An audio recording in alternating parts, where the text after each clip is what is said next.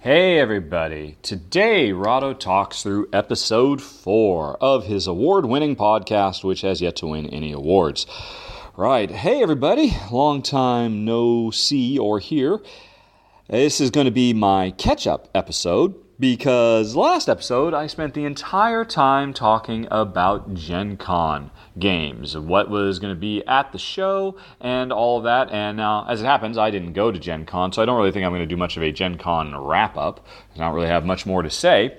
But it is now time to get back on track and try to cover the topics that I had skipped last month. So, let's start out with what Jen and I have been recently playing. Although I am sorry to say I am not going to have much on this particular topic, because about midway through the month of July and all the way through the month of August, Jen and I got hit with some kind of absolutely insanely powerful flu superbug thing. I have no idea what it was. Jen likes to think it's actually SARS, and it somehow ended up down here because it just really knocked us on our butts. I mean, Jen actually lost her voice for I think about a week and a half, and we're still dealing with the aftermath. Even now, I'm still having like fairly major dizzy spells upon occasion. Jen is in England right now trying to get a bunch of glasswork done while coughing up lungfuls of phlegm, and one can only. It's getting to be hard to remember a time when this was not with us, when this was not the way of our life. But I am certain, since we are both young, healthy people, that we will ultimately make a full recovery, hopefully in time for Essen in early October, because we'll both be in Germany for that. So, all that said, we have not been playing that many games recently. It's been kind of a bummer, but for several weeks there, just neither of us really felt like playing at all. You may have noticed I had actually a big drop-off in productivity on the show, although I tried to keep going.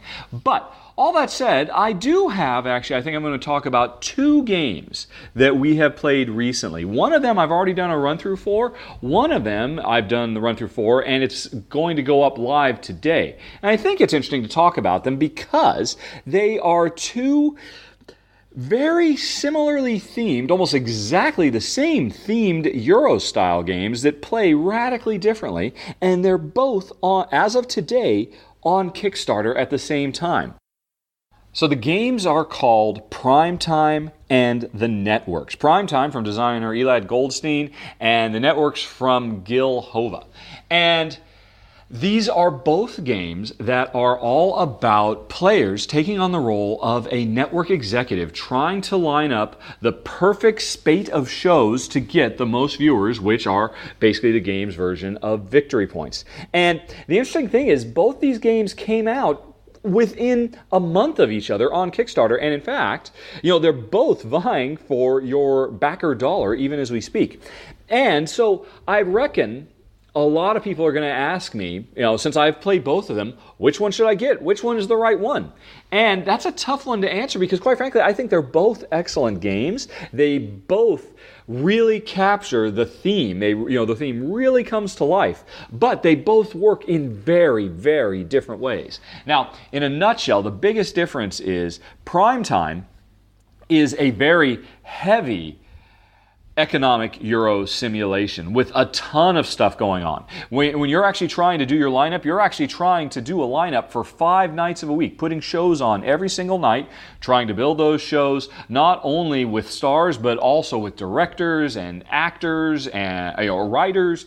And there are lots of different types of audiences. You could target men, you could target women, you could target teens, you can target the elderly, and there's a lot more direct competition between players. In fact, actually, the game can become very cutthroat as you can see that I have lined up the perfect Wednesday night and I'm set to really rake in the ratings. So what do? You launch an ad campaign that moves all the viewers from Wednesday night to Thursday night to go watch your show. And all the work I did to make my show a big success just falls apart. And in fact, it's so bad the show ends up getting canceled. And so, and that could be a really crushing blow for me. game that you, as my competitor, can dish out. So it's a very heavy game. There's a ton of moving parts. There is a lot to keep track of. It's up there with the Vita Lasarda games, like your Vinoses and stuff like that. So that's the one game. That's Primetime. And the other game, the Networks, is kind of a more midweight, or even kind of light to midweight. On the Board Game Geek weight scale, I'd say that Primetime is probably a 3.8, 3.9, close to a 4. Not quite a 4, but getting close. The Networks, I would say, is more like a 2.5, not even quite a level 3, not just barely hitting mid-weight. And I don't say that's a bad thing. It's definitely a lighter game. It's much easier to pick up. For that game, you're only scheduling one night, but you can put on up to 3 shows. You have 3 time slots. So you're working on 3 shows at a time, while in Primetime, you're working on 5 shows at a time. And really, the crux of the difference between these two games is, in Networks, my show does not steal viewers from your show. Everybody is basically, we already have our own potential viewer base, and we're just trying to put on the best shows we can to get the most viewers, i.e. points.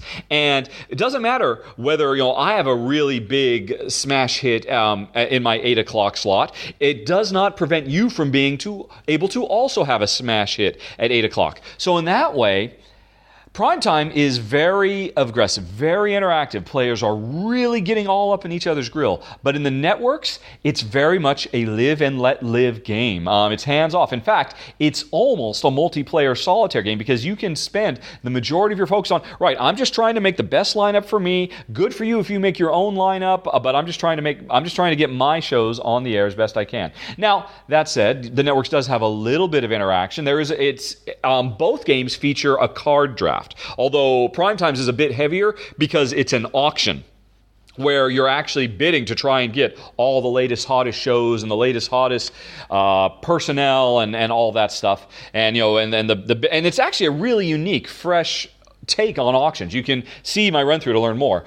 In the Networks, it's just first come, first serve. Hey, there's a show or an actor or an event that I want to grab. I'll just grab it, and I grabbed it first before you get to grab it. And maybe that's a show that I saw that you really want because you're trying to focus on science fiction shows, and I don't care about that much, but I'll grab it just to keep you from getting your genre bonus on science fiction. So there's a little bit of kind of bumping heads, but nowhere near to the level as Primetime, which can get very, very aggressive. Now, that said, the Networks also features a selection of interactive cards that, if you want, you can shuffle into the network deck, which is kind of an event deck. And so if you put those interactive cards in, you do get more opportunities to, steal stars from each other and stuff like that. But even still, even with those elements in place, the level of aggression in Networks is minuscule compared to Primetime. So, I gotta say, they are both excellent games. They are both very thought-provoking. They're full of very challenging, tough, and fun decisions to make every step of the way. And if you are trying to decide which one to get, if you're interested in the subject matter at all, well, I think it's going to come down to, what do you value? Do you want a heavy, aggressive, longer game? Or do you want a lighter, more live and let live, shorter game? If you want the former, you want Primetime. If you want the latter, then you want the Networks. They're both great games. Jen and I enjoyed them both, although ultimately, full disclosure, the Networks is the one that I think we want to come back to because, no big surprise, Jen and I are multiplayer solitaire superfans. We are the ultimate Care Bears, and we very much appreciate the fact that the Networks allowed us to just live and let live. Everybody's trying to make their best lineups, not necessarily at the expense of our opponents. But I know a lot of people out there would find Networks just a little bit too friendly, a little bit too Care Bear, and they want to have a little bit more of a ratings war. And if that's what you're looking for, Primetime is what you should be checking out. So, there's a few other games we played over the last months, but most of them I've already done run-throughs for. There's a few more that I will be doing run-throughs for this month. So I think I'll just stop right there at the recently played, because I did think that was interesting, that within weeks of each other, these two games that have both been independently in development for quite a while, and they didn't really know about each other. It's just kind of this weird coincidence that they both happened to hit at the exact same time. And so, For folks who are wondering which way you should go, well, hopefully that can help you out a little bit. And that, folks, I'm going to stop right there. That is what has been played recently. Now, let's move on in just a moment to new games of interest.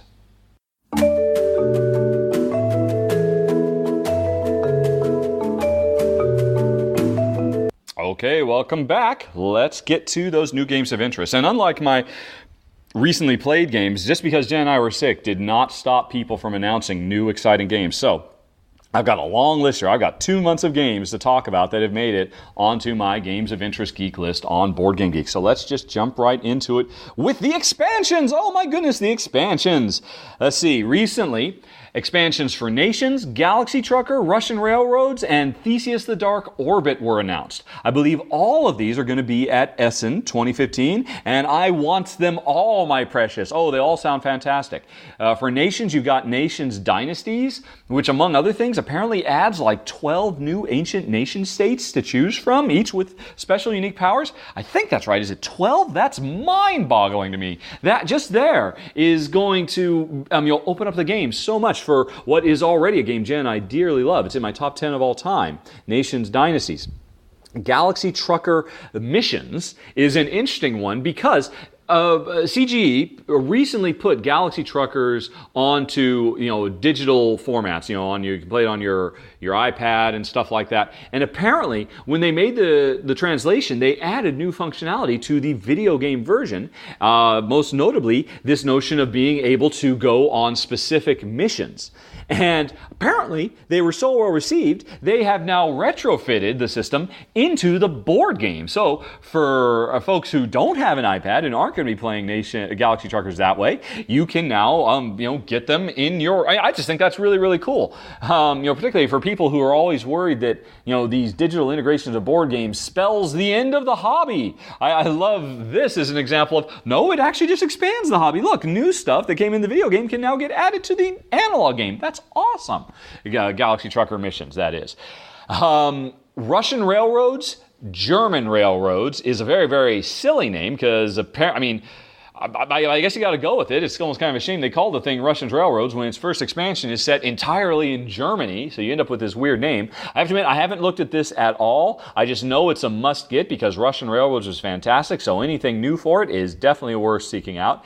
And then Theseus the Hunters this is one I have to admit, a little bit nervous about because Jen and I really love Theseus the Dark Orbit, even though it is a very aggressive in-your-face battle game, in large part because most of the factions that come with the base game are really not that mean. And in fact, Jen can play as the scientist or the gray aliens who are both sort of pacifist factions. Not that they don't necessarily have some tricks up their sleeves. And really, at the game, even when players are directly attacking each other, nobody's actually getting killed. If I successfully attack Jen, that just means I score points, and we're just in a race to score the most points. So that's actually very cool that even in this fairly aggressive game, Jen and I can enjoy it because it doesn't feel, thematically it's fairly aggressive, but in actual terms of raw gameplay, it's not. The Hunters faction, however, worries me a bit, this new one, because it sounds much more aggressive. This now features, hey, I know you worked really, really hard to put in that, those cameras that you're using to keep track of our movement, and it was a tough thing. You really had to think hard, and it took you several rounds to actually get them built, and you feel really proud of them, and you're really great. Hey, you know what the Hunters will do? They'll just steal them. How about that? That is a level of aggression far above and beyond what is in the base game. And so, while I definitely want to check it out, I am worried that it might be a bit too mean for me and Jen. We'll see. Still, I'm glad the game, because the game itself is fantastic, is continuing to get support with Theseus the Dark Orbit, the Hunters. All right. Now, let's stop talking about expansions. Let's actually talk about some games. First up would be Automobiles from designer David Short, who last gave us Planes.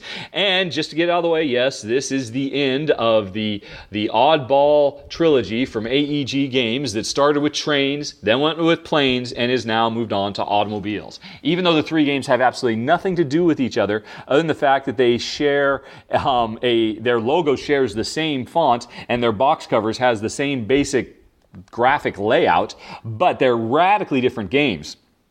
And I'm not saying I want to pick up automobiles because I want to complete the set. That's not it at all. I want to pick this up because it is a bag builder. And if you remember last year, 2014, saw several really cool games coming out that are all about bag building. We absolutely loved Orleans, and King's Pouch was very cool too.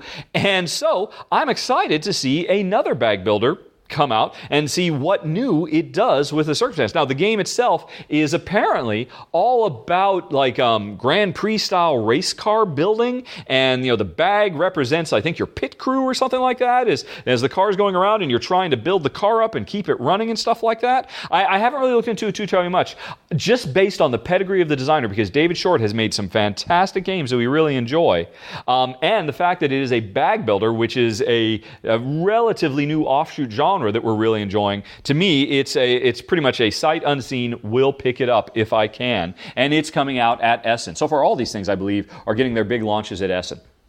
Next up is Lunarchitects.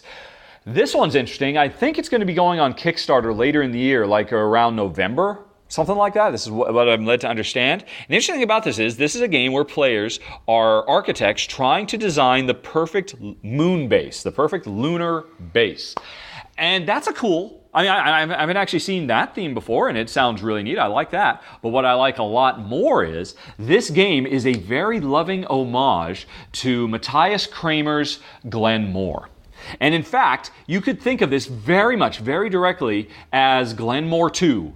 Glenmore in space, because it is using a lot of the exact same mechanisms. The whole rondelle to grab your tiles, and when you place tiles in your area, it activates it. The tile activates itself plus all adjacent tiles, and you try to create these really brilliant combo strings. Glenmore is a fantastic game. It is absolutely amazing. It's also a game that's kind of harder to get. Never really got a very wide printing, and it's been out of print for a while.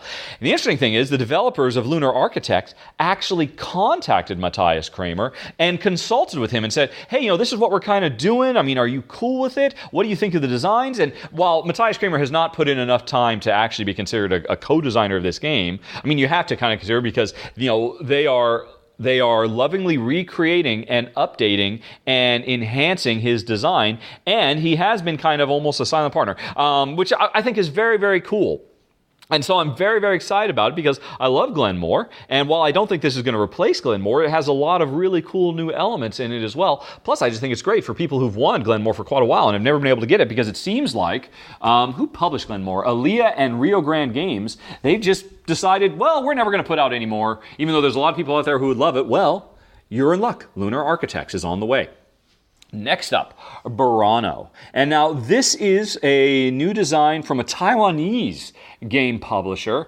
And I'm sorry, I don't remember the name of the publisher, the name of the designer. They are all Taiwanese. But I've seen lots of pictures of it, and I've read the basics of it, and it looks really cool. Now, in part, Jen and I would both be very interested in this game, because Burano Island was, I think, by far Jen's absolute favorite thing we got to experience when we went to Venice many years ago. And that's a big deal, because Venice is an amazing place. There's so many things to see there. But Jen came away falling in love with Burano because it's such a beautiful, wonderful, peaceful, charming little enclave. It's an island that is famous for its laceworks. And, Jen doesn't really care. She can appreciate the artistry that goes into fine lace, but she doesn't care about that. But, like I said, she loved the island itself. And so we're interested in the thematic subject, but then on top of that, the game itself seems very cool, because you're helping to build up and develop the island of Murano with their famous, very colorful houses, and you do that by placing these house cubes on the board all over the place,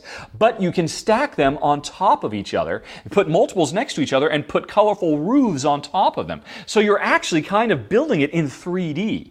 Which is very cool. I'm very curious to see it and compare it to Murano, which came out last year, and ironically had a picture of Burano, the town, on the cover. Now we'll finally get to go to Burano, and cannot wait to give it a go. And I believe that one's getting a launch at Essen as well. Let's see. Next up, we have Peloponnes the card game. And you know what? You have me at the title. Jen, I love Peloponnes. It's in my top 10 favorite games of all time. And now the designer, Bernd Eisenstein, is making a card game version of it. I don't know what's new. I don't care. I must has it. Must has it. Peloponnes, the card game. Great auction game, building ancient civilizations. I've talked about it at length. It's the first live playthrough I ever did was for Peloponnes. So a card game version of it. Can't wait to see what's new. Next up, Runebound 3rd Edition and Fury of Dracula 3rd Edition. These were both announced at Gen Con 2015 from Fantasy Flight. They're finally, these games that have been out of print for years and have commanded ridiculously high prices on the aftermarket. And I'm happy for it because I actually sold my Fury of Dracula 2nd Edition for a pretty penny. And I've been thinking for years about selling my Runebound. I have a big collection of Runebound stuff, but I love it so much I don't want to get rid of it. But anyway, both of the games are finally getting reprints. And the interesting thing is, there are several changes and additions and updates and tweaks that are being made to the core gameplay of these two modern classics. And so that's actually really, really interesting. I'm very excited about some of the new stuff in Runebound because, the combat in Runebound 2nd Edition was fine. It's just a dice fest, but it's one of the better dice fests out there. If you got to have a dice fest, Runebound did it pretty well. Runebound 3rd Edition replaces that with this very interesting... Oh, hey. It's okay, Dob. It's okay. Someone's at the door, folks. Why don't you hold for a second? I'll be right back.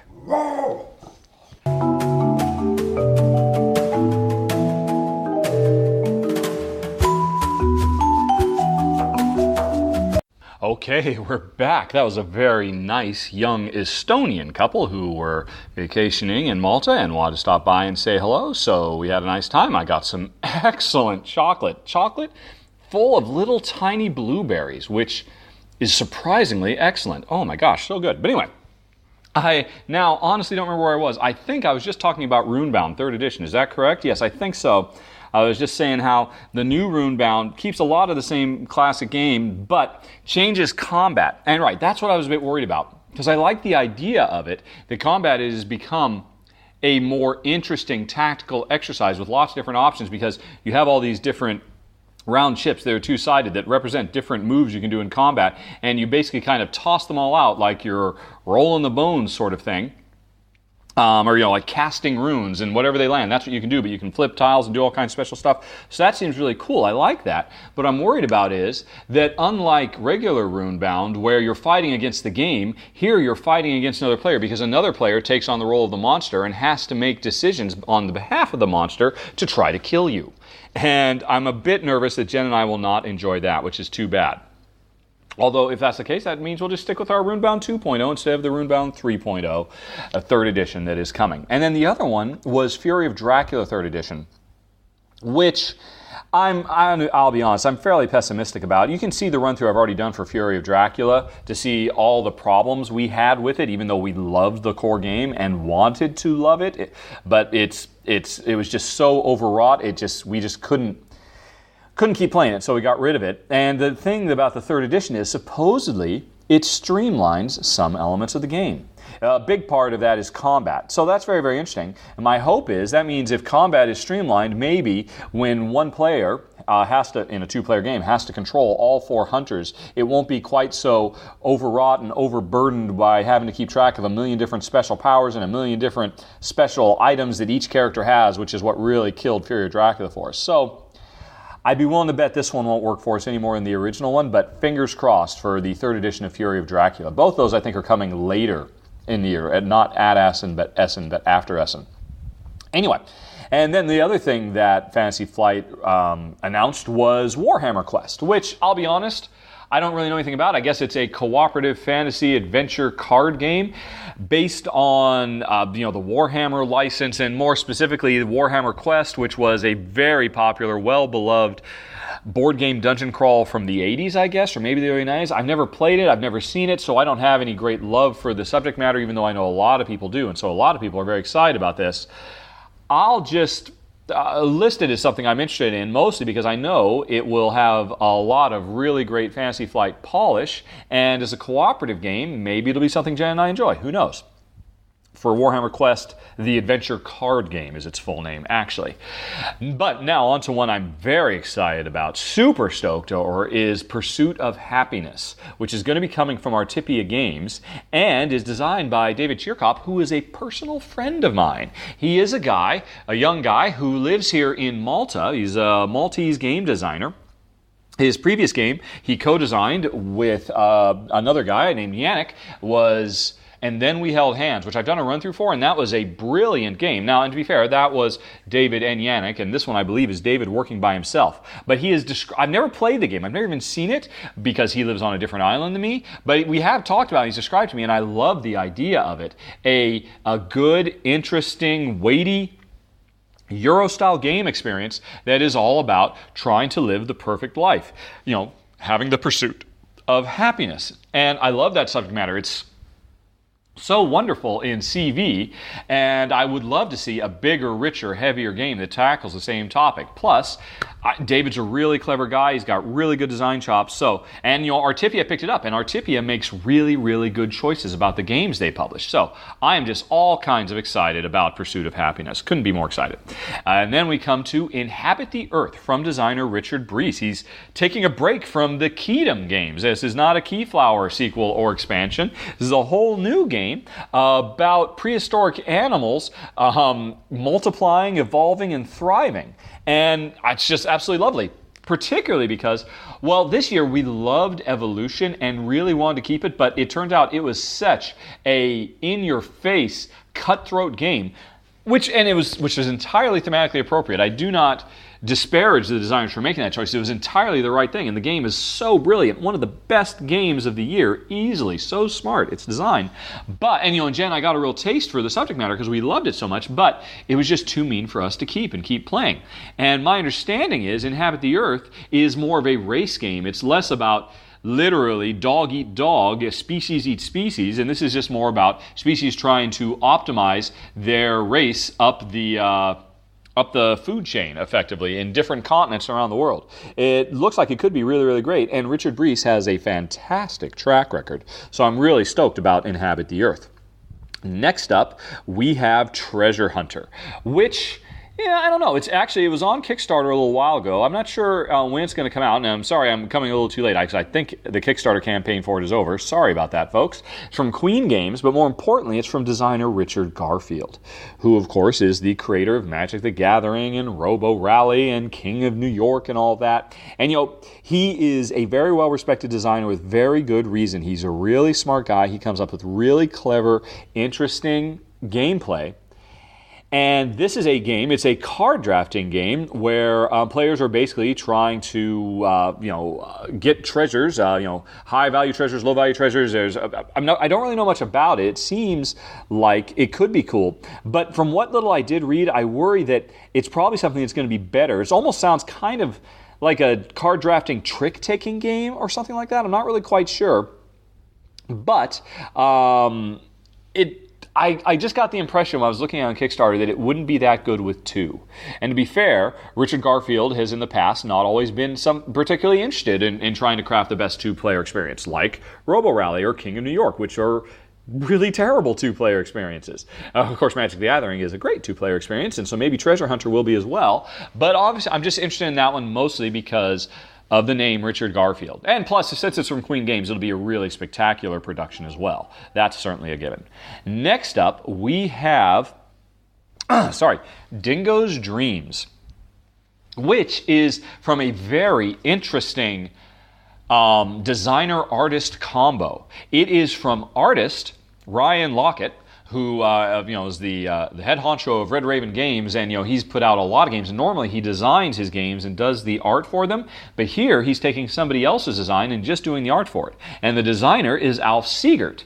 And I gotta say, I've really enjoyed Alf Siegert's games. Trollhalla and Fantastica and Road to Canterbury and what's the dice one with the Cubist.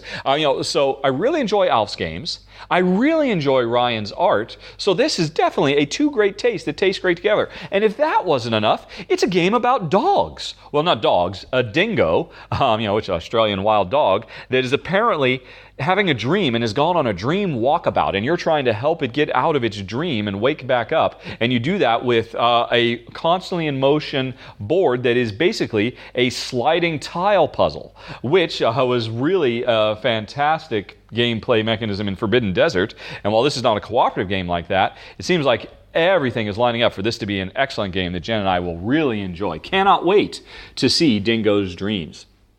Next up, now this is a really interesting one. This is not really a game. This is a advent calendar. And I assume everybody knows what an advent calendar is. It's one of those calendars that counts down the days to Christmas. Every day in December, you take out the calendar and you flip open a little door and you find something in it, whether it's a cute little cartoon or it might be a candy. It depends on what kind of advent calendar you've got. This one is called Brettspiel Adventskalendar, and it's a big, gigantic box with whatever it is, the 24 individual slots that you're supposed to open every day leading up to Christmas. And in every one of them is an expansion, a little miniature, like a few card kind of almost promo level expansion for 24 different games, is my understanding. And I gotta say, that's awesome. Now you might ask yourself, well, do I want to get this? Because what if there are 24 games that I hate and these expansions or these promo expansion things are no good? Well, there is a geek list. You can go on Board Game Geek. You can see what all the games are. And what I did is I looked at the list, saw that there were 7 or 8 games of the 24. Maybe it was even 10. I don't remember exactly. There were enough games on that list that made me say, oh my God, I want that, I want that, I want that, I want that, I want that. And so I said, okay, fine. I'm going to get this thing. And what I have done since then, I'm trying very, very hard to put that geek list out of my head. So I pretty much at this point, I remember one for sure, and I think I remember a couple of the other ones. Hopefully, I'm going to pick this up. I am not going to open it. I know a lot of people, it's a real shame. They're on Board Game Geek already. They've already pre-ordered the thing, and they're already engaging in trade, saying, hey, you know what, while we're at Essen, we'll open ours up. I'll give you this promo. You give me that promo, this and that and the other thing. And I'm like, oh, no, don't do that. That ruins it. Buy the thing, save it till Christmas, open it up every day. Some days you'll get something, well, okay, I don't particularly care about that. That's fine. It'll go on the trade pile, and you'll just trade it in the next worldwide math trade, which is a math trade I've been running for years. So you can just trade it away to somebody on Board Game Geek, and on a day when you open an expansion for a game you like or love that you own, play that game that day. And so the month of December will be a series of surprises as you get to open up and, God, I mean, who wouldn't want to have that experience? It just boggles me that so many people are already playing saying, I'm just going to open it up as soon as I get it, yank everything out, toss the box, and it's just all about the promos. No. What's so awesome is it's about the childlike sense of discovery and wonder throughout the month of December building up to Christmas. I can't wait. I am super stoked for the Brettspiel Adventskalendar. All righty. Almost done with the new games of interest. Aya, or maybe it's Aya, A-Y-A. This is an interesting game to me. I'm not sure. I haven't read the rules for it yet. And I might be jumping the gun on this one a little bit, but I've seen some pictures of it online, and it looks gorgeous.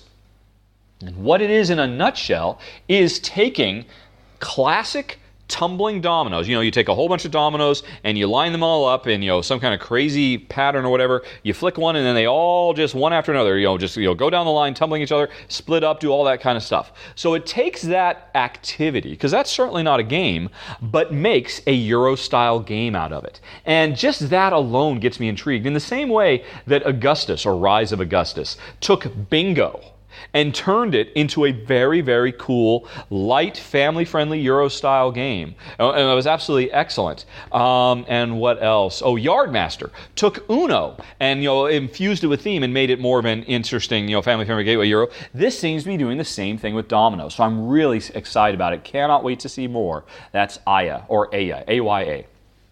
All right, got 1, 2, 3, 4. We're almost done, folks.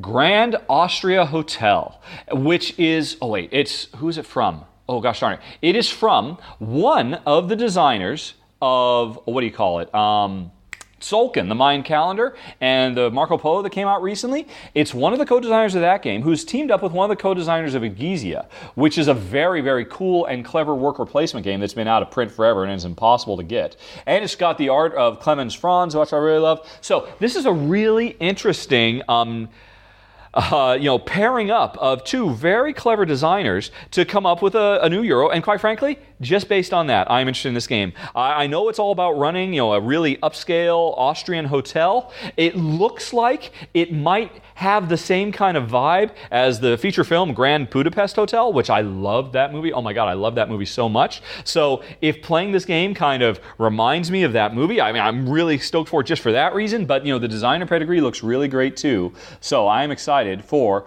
Grand Austria Hotel. And then after that, we've got, I'm not sure how to pronounce this, hengist, Hengist. Hengist.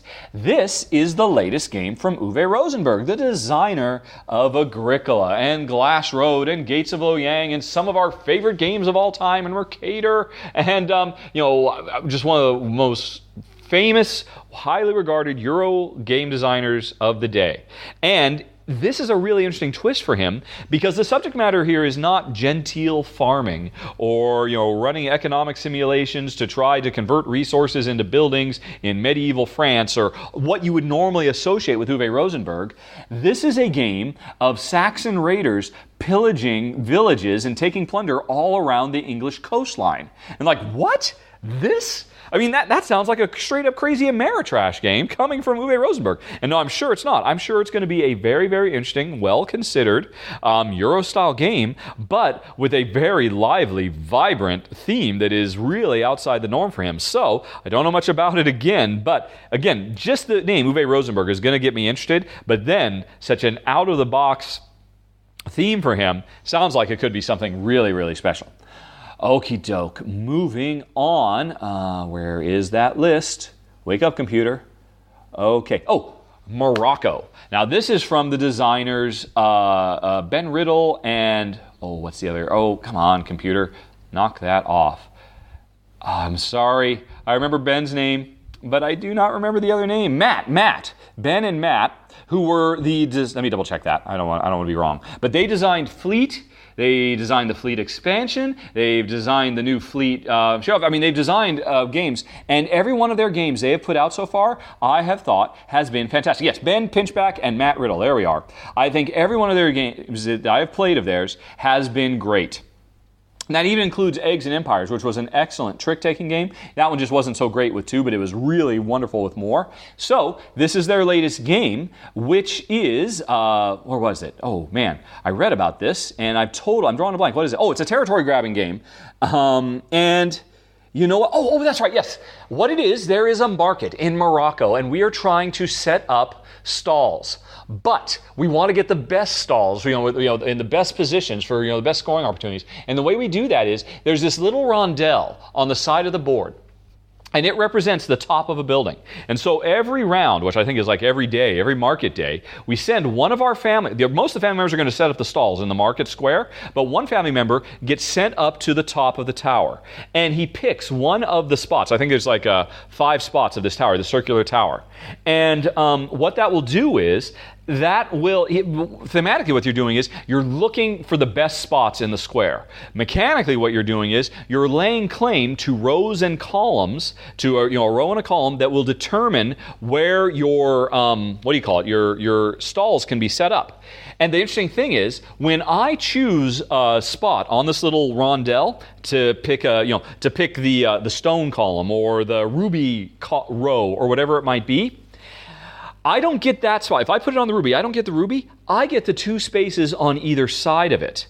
And all the other players around the board get the space I chose. So I'm getting 2 spaces, and I'm giving everybody else 1 space as well. And so my decision making has to be really, really clever and very, very thoughtful, because not only I want to get the best stuff for myself, but I've got to be careful about not giving my opponents the best stuff for them. And so I think that sounds really, really clever. It's kind of hard to describe, particularly because I'm doing it from memory, but it looks like it's going to be a very, very neat, fun mechanism. And that's why, besides the fact that the designers have been on a winning streak, they have not failed yet. That's why I'm stoked for Morocco.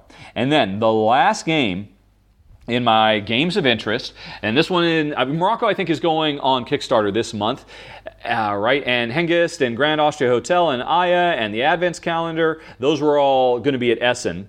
Dingo's Dream is probably not going to come out till next year because I think its Kickstarter is over. Same for Treasure Hunter. But the last one I'm going to mention is Adventskalendar, which I think is also coming at Essen this year. And this is a really interesting game. First of all, this is from Kramer and Kiesling. The dynamic design duo who, whenever they work together, create amazing games that we always love. Whether it's Tikal or Palaces of Carrara, these guys just knock it out of the park. They are the masters of beautiful, fun, clean, elegant game design. But here's the thing. They always hit all the standard Euro-style tropes. This game is, I'm going to assume, another great example of superb, smooth, elegant design from them, but it is in a land of high adventure. As you are, believe, I don't really know quite, because again, I don't want to spoil it. Kramer Kiesling, I'm in. Oh, on top of that, it's not them doing standard stuff like building palaces in the Italian countryside. Instead, it's a high fantasy adventure realm. Well, forget about it. I'm totally in. And then here's the craziest thing about this game. It's coming from Haba. I don't have a single Haba game because every Haba game up till now have been designed for, basically they're games for small children, like, 3 to 7 year old, like toy games, which of course obviously are of no interest to me and Jen because we don't have children, nor do we really know any children for that matter. So, and that's what Haba has always done. But interestingly, this year, Haba is branching out and starting to make games with presumably their traditionally incredibly high production values. Some Haba games are just stunning. They're gorgeous. They spare no expense. They are now branching out and making games for families of all ages. I believe these are still going to be gateway weight. And while Adventureland is the most interesting one, there's 2 other ones that got announced at the same time. One from Rudiger Dorn, and I don't remember the name of it, and I don't remember the other one, although that one was about rolling dice and ghost busting or something like that. So it's really, really interesting that Haba is kind of turning a corner and trying to expand into this whole new realm of games for ages 8+ and such. So all these things combined make Adventure Time an incredibly intriguing title that I'm definitely going to seek out. I'm curious about the other ones as well, but Adventure Time is the one that I know I will have. I will not leave Essen without it in my hands because I got to play the latest Kramer Kiesling. Again, they're just amazing when they get together. I love everything they do. And that was it, folks. That was 2 months of games of interest. And now we can move on to our next topic after I go have a rest break. Be right back.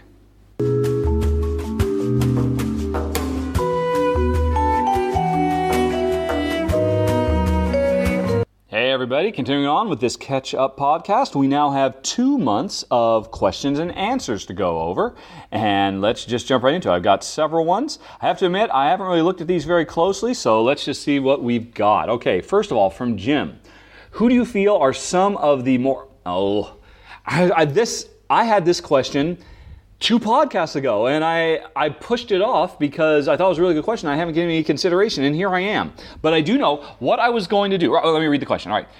Who do you feel are some of the most underrated game designers? Game designers who consistently put out good work, but don't get the recognition or have the popularity you feel that they deserve. And that was a question from Jim, and that is an excellent question. I just didn't want to answer that off the cuff last time, and so I thought I'd think about it, and I haven't thought about it, but here's what I decided I would do. Hold on a second. I am going to go to my profile on Board Game Geek, because you do that, you then go to Stats, you've got a link, Games Owned by Designer. So this is a super handy little page. If you're good about keeping your collection up to date on Board Game Geek, you can at a glance see all the designers of all the games you've got. And so I am looking at that now.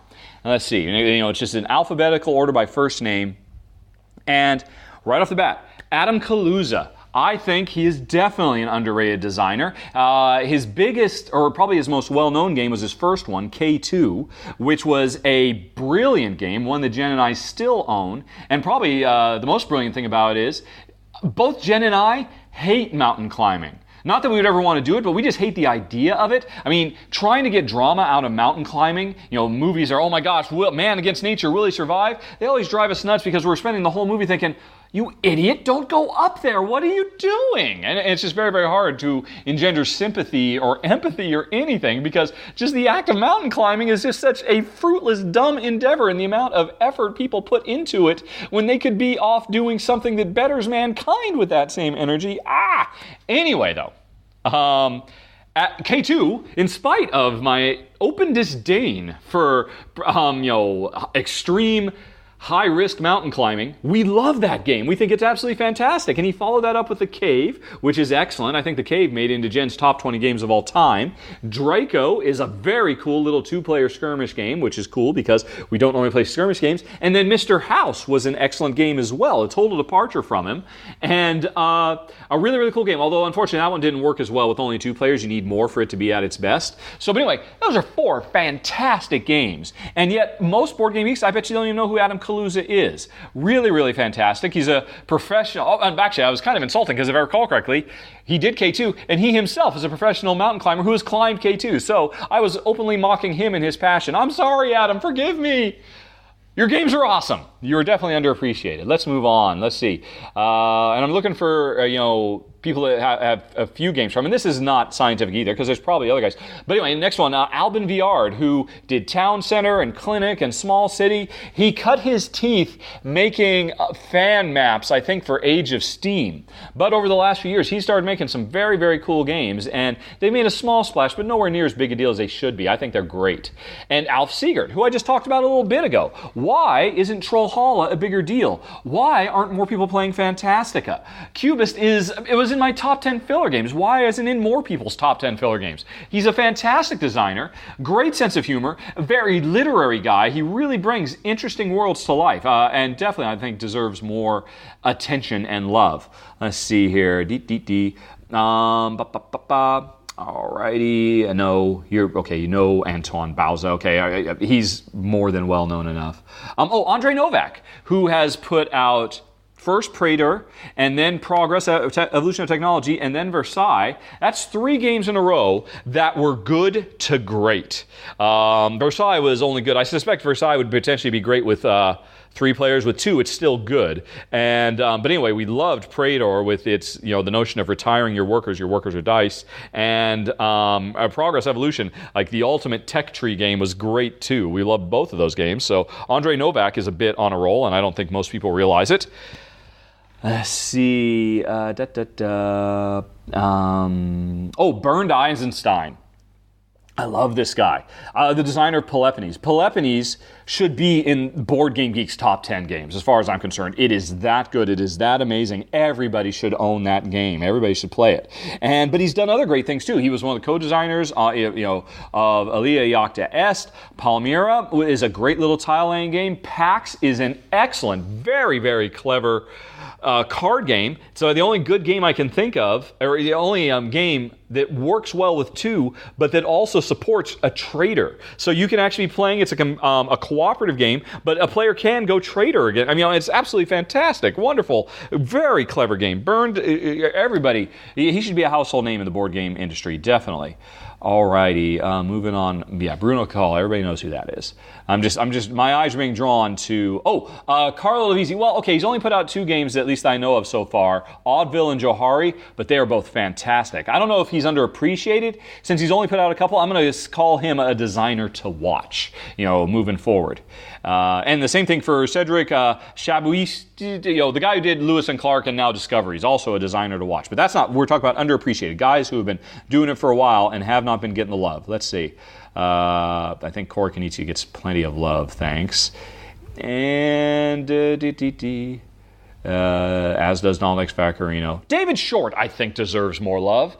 His first game was Ground Floor. That was fantastic. Planes is really good. Yardmaster Express is really great. He's the co-designer on Bomb Squad. These are all really, really good games. He has just been banging them out one after another after another.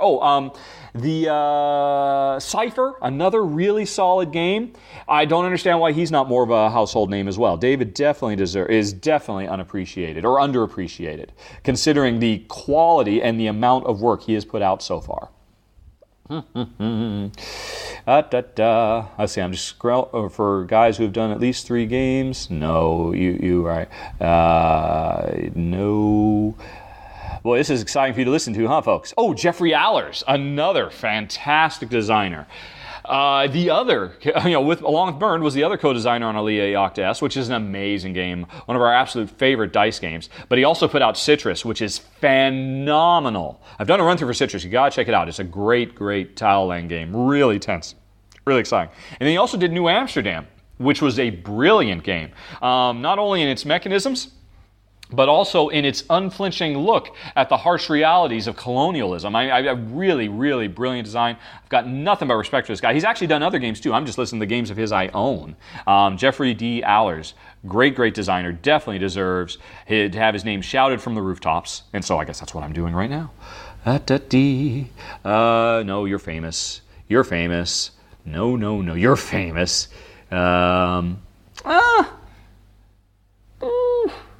Yeah, you know what? I'm going to call out the brands, Marca and Incas brand, the husband and wife design team behind Village, St. Malo, and Murano, and Star Wars Angriff der Klonkrieger, although I've never actually played that, although I do own it. I really need to play it someday.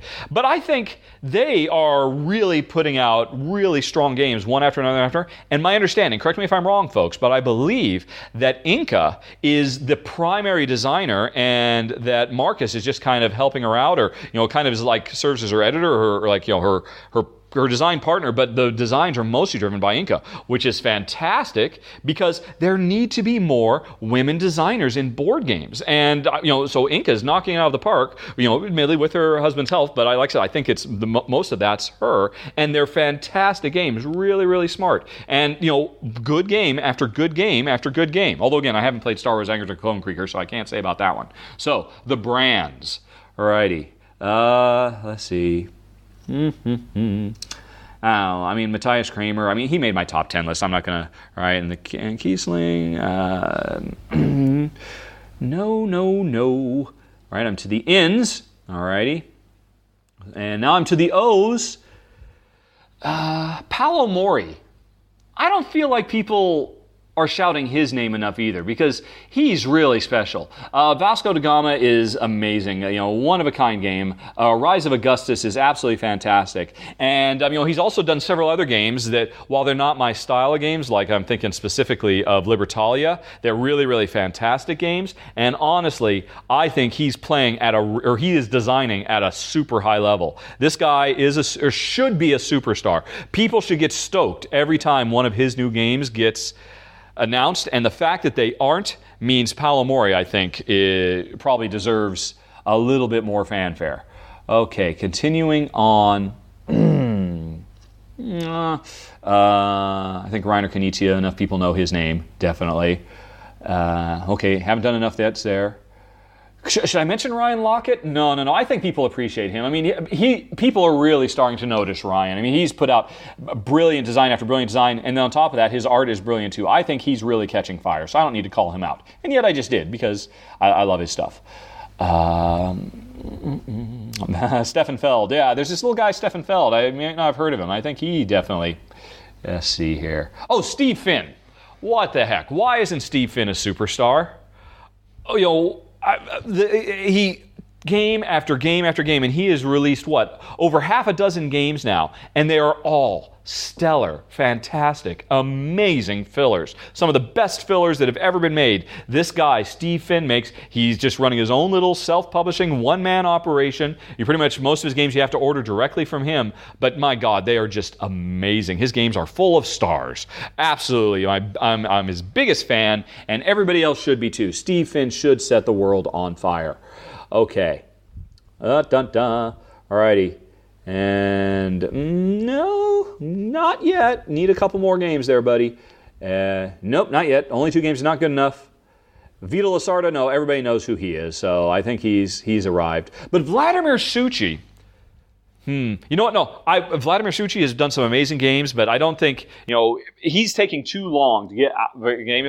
In a couple more years maybe, but I think mostly he's a bit more obscure, only because every time he puts out a game, it's fantastic. Shipyard, Last Will, forget about it. But, come on, Vladimir, more games so that, I can legitimately call it. Actually, he is bringing out a new game. It's kind of a sequel to Last Will this year, so I am excited about that. And I think, there we go. So that's a pretty good list. What do you think, folks? There were some underappreciated board game designers. Go out and buy all their games, because they are awesome. Thanks for the question, Jim. Now, let's move on to the next question. Oh, dear. And I copied the question out of email, but I erased the name, so I'm sorry. We'll say this question was asked by Mr. X. Oh, what the heck? Let's have fun. Let's say it was Miss X, although it was Mr. X. I haven't gotten any questions from women as of yet. I don't recall.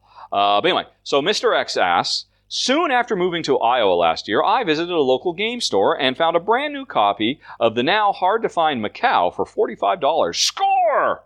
What were some of your biggest scores? In your game collection run through, you mentioned finding a brand new copy of Star Wars, Queen's Gambit in a shop in Malta. I think that one is selling for $300 plus now, so that's a pretty nice pickup. Any others? I'm sure you also have many games that you paid next to nothing for at the time and are now quite valuable. I'm glad you asked, Mr. X. And yes, I'm sorry, you asked the question and then you answered it. You're right. Star Wars Queen's Gambit, which I got in shrink for retail, just sitting gathering dust on a shelf in Malta, was by far my biggest score. And in fact, for people who are going to Essen, check out on Board Game Geek, the Essen auction. I am finally selling it now. And I don't think it's going to go for anywhere near $300. I mean, it's been sitting there. I think only one person has bid on it so far. So you might be able to get it for a screaming deal if you're interested. I just finally realized we're never going to play it. It's so not our game. I bought it because I had to, but it's just not our kind of game. But other games, let's see. Let me think. I picked up Tuluva. Tuluva had been out of print for quite a while, was very, very hard to find. And I went, one year when I went to Gamescom, which is a video game convention in Cologne, Germany, I went to a board game shop that had, it was a tight little shop. And in the basement, they had some overstock, bargain basement prices. And right there amongst all of them was Tuluva. At a time when it was commanding high prices, I picked it up for I think it was 10 or 15 euros, which was an amazing steal. I was super stoked about that. That was really awesome.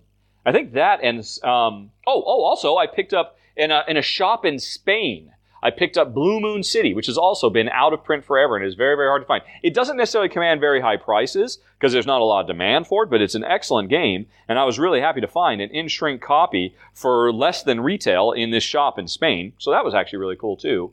As for games that I've picked up that are crazy worthwhile now, well, I did have a couple of brettspiel games, but I've ultimately gotten rid of them because they're just too big and long. We just don't have the time to play them. As much as we loved Antiquity, it was brilliant. It just wasn't for us. Key Market. I just picked that up at Essen, whatever it was, 3 years ago. Fantastic game. Richard Breese is apparently never going to reprint it. It was a very small print run, and now that thing goes for crazy high prices. We love that game, but actually that auction I was mentioning for Essen, if you want to get a copy of Key Market, check out that auction on Board Game Geek because I'm selling Key Market there. Not because I want to. Jen, I love that game, but quite frankly, kind of need the money. And I can't I can't justify, a game that I'll play maybe once or twice a year when I could sell it and make so much money, triple or quadruple the amount. I know as soon as it's gone, I will regret it because it's a wonderful, wonderful game, but Key Market is definitely one. Oh, what else? I'm just looking at my wall. Nothing else is really jumping out at me. I'm not really much of a speculator, in all honesty. So I think that's probably it. Thanks, Mr. X. Okay. Hurt asks, what board game designers or publishers are most like Peter Molyneux? Hurt obviously knows I worked with Peter for several years on Fable 2.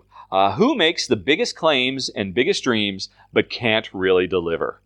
Right. For people who don't know, Peter Molyneux is probably one of the most well-known video game designers. There's kind of a cult of personality. He's one of the original game designers who a cult of personality would develop around when nobody knew who video game designers were. Everybody who was a video game fan knew who Peter Molyneux was, and he is infamous for making promises that his games don't live up to. And now, first of all, just to set the record straight, having worked closely with Peter for 3 years, I have rarely met a more passionate individual in my life. When Peter talks about what he wants in his games and he's so excited, that's real and that's genuine. And that's why people get excited, because he means it. Even when he is making it up on the spot, because it just occurred to him in the middle of an interview, my God, that would be amazing. Yes, that's in the game. Even when he's making it up on the spot, he believes it and he means it. And so, as much as he kind of drove me crazy when I was working for him, as much as I respected him and I liked him personally, he was tough to work with. He's very genuine. He's a great guy, and his passion comes through. And also, he's always wanting to push the envelope. He never goes for the conventional. And that's probably what I respected about more than anything else. He always looks to do new and original things, to turn paradigms on their head, and he's great at that. He's great at coming up with some core idea that's just going to capture people's imagination, and it always does. Even if the game doesn't live up to its promise, there's always something that's special and neat in his games. And so, to answer the question of who is like that in the board game industry, I'll be honest, I can't think of anybody. And I think that's a reflection of a few different things. Probably most notably, it's very, very easy for things to go horribly, horribly wrong when you're making a video game, because video games rely on 1.5 million factors to come together. I mean, they're incredibly expensive to make. I mean, millions and millions, sometimes hundreds of millions of dollars to make these things. Teams of hundreds of people all working in unison, and all kinds of publisher influence, and that often is very, very bad, and it makes it hard to actually push a singular vision through because the marketing department wants their say, and the producers want their say, and all that stuff. And never mind just the hard, stiff, ever inconvenient reality gets in the way because you run out of time, you run out of budget, etc., etc. Things prove to be technically impossible because of hardware limitations. So the thing is, all those things that can conspire to make Peter Molyneux fail to deliver on the promise of his games, generally, in my understanding, don't exist in the board game arena, because board game design, that's designed to the metal. Everything you're doing it's you. It's you and some cardboard and a piece of paper and some dice, and whatever you can dream up, you can make happen. So, I don't see how it's possible that at this point, when games are very personal expressions of an artist's intent, i.e. the designer, I think, they, and then the other thing too, board game designers, they really aren't full of themselves. They don't get in front of cameras and talk up their next big design. They generally don't talk about their designs at all until it's ready to go. So the industry is just so radically different. Now that said, I do think there are a lot of designers that share with Peter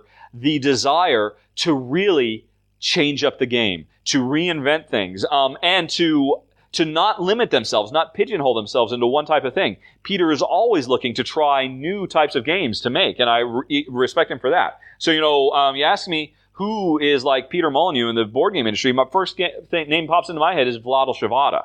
Vlaada Chvátil, who, like Peter, has a wide variety of a lot of different styles of things he's tried, has an endless, boundless imagination, incredible passion, and in addition, unlike Peter, delivers the goods every time. Vlaada games are amazing.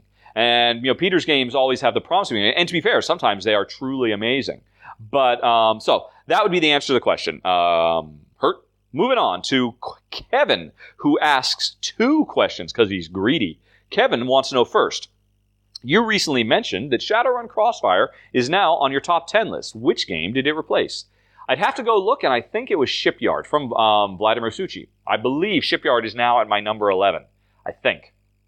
Pretty sure that's the case. You can go check yourself, though. Just go to http://games.rahdo.com, and you can always see what my top 10, what my top 100, what my top 300 looks like. I always keep that up to date. Question number 2. One element I notice seems to be missing from board gaming in general is an ethical component to any game. Video games are actually ahead in this regard, given that so many games, like BioShock, for example, feature an ethical element as a principal factor of gameplay and player engagement. Do you also find this to be true, and why?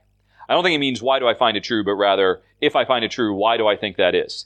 I will say that, yes, I think it is true. And that's not to disparage board games. I mean, there are examples of board games that do pose... Well, first of all, there's interesting board games that tackle interesting ethical dilemmas. Like obviously the poster child for that is going to be something like Endeavor, which is a game that puts you potentially in the role of a slave trader because it's a civilization building game and you have the option. One of your choices while you're playing is to engage in slavery.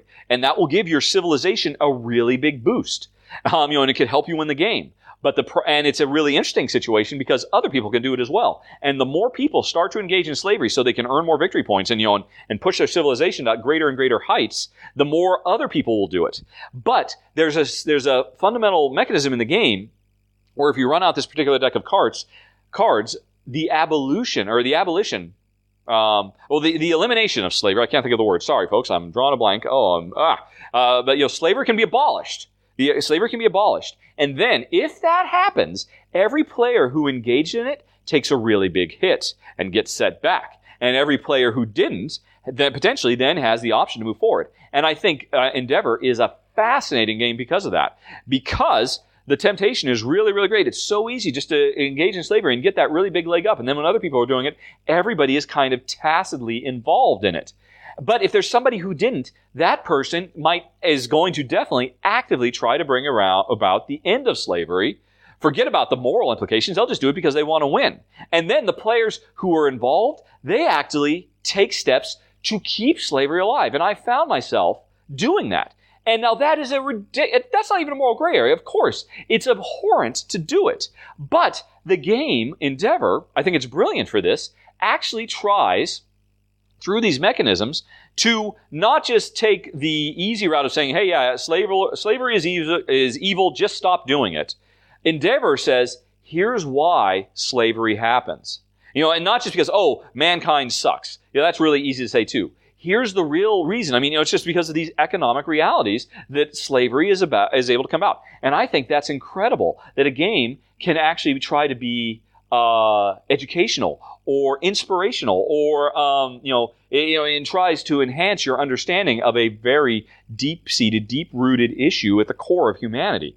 I think that's an amazing example. But to be fair, it's an example that's few and far between. And so I think while Endeavor's great, and there are other games, that pose similar issues, there are not very many of them. And I think that's more than anything else simply because video games are way ahead of the curve.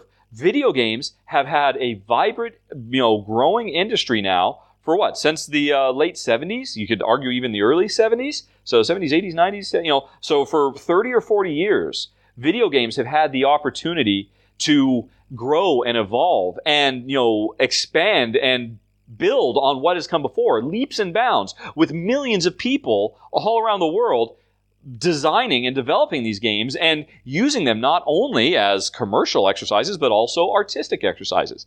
Board games just aren't there yet. There aren't as many people making board games. There aren't as many people playing board games. It's just, the modern designer board game, some could say it's been around just as long as video games, but not in any truly meaningful way. It's really only within the last decade that board games have hit the same. Well, no, you compare video games in the early 80s to the cultural impact of video games in the days of Pac-Man and Donkey Kong and Space Invaders.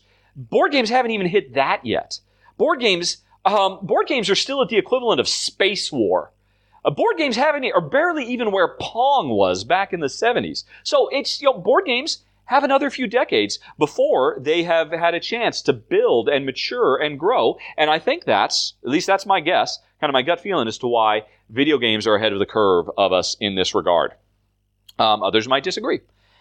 Ulf asks, out of all the prototypes you've gotten to play, which ones do you still bring out to play in prototype form?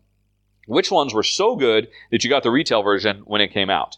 Well, I have to admit, I play so many games. I'm constantly playing new games. I rarely get to go back and revisit games because I'm constantly having to move forward with whatever's new so I can film it for Rahdo Runs Through.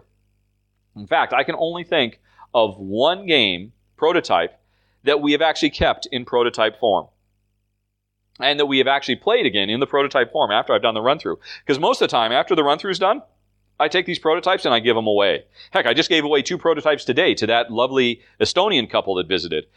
Just because we don't have the room for it. My shelf is full, my closets are getting full, I just got to move these things. And I don't want to throw the prototypes away because they're good, fun games. So I'm always looking for people to give them away to.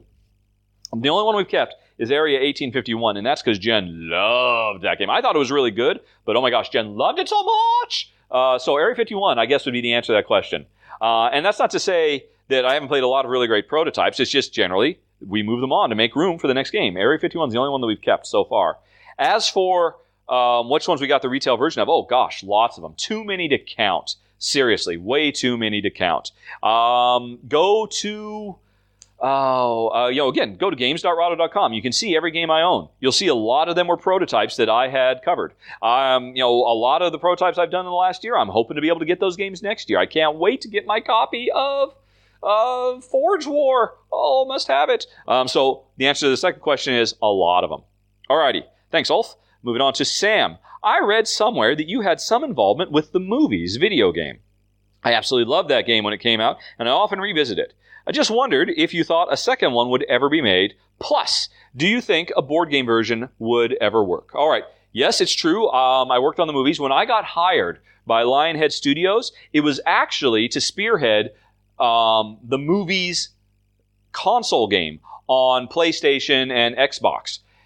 And oh my gosh, that was going to be so awesome. I was so proud of that. That was one of the best prototypes I was ever involved with. It was so much fun. It it captured all of the depth of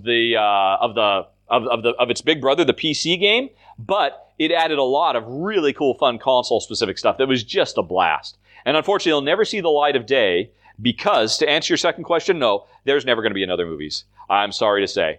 Because, and this breaks my heart, the movies bombed. It bombed big time.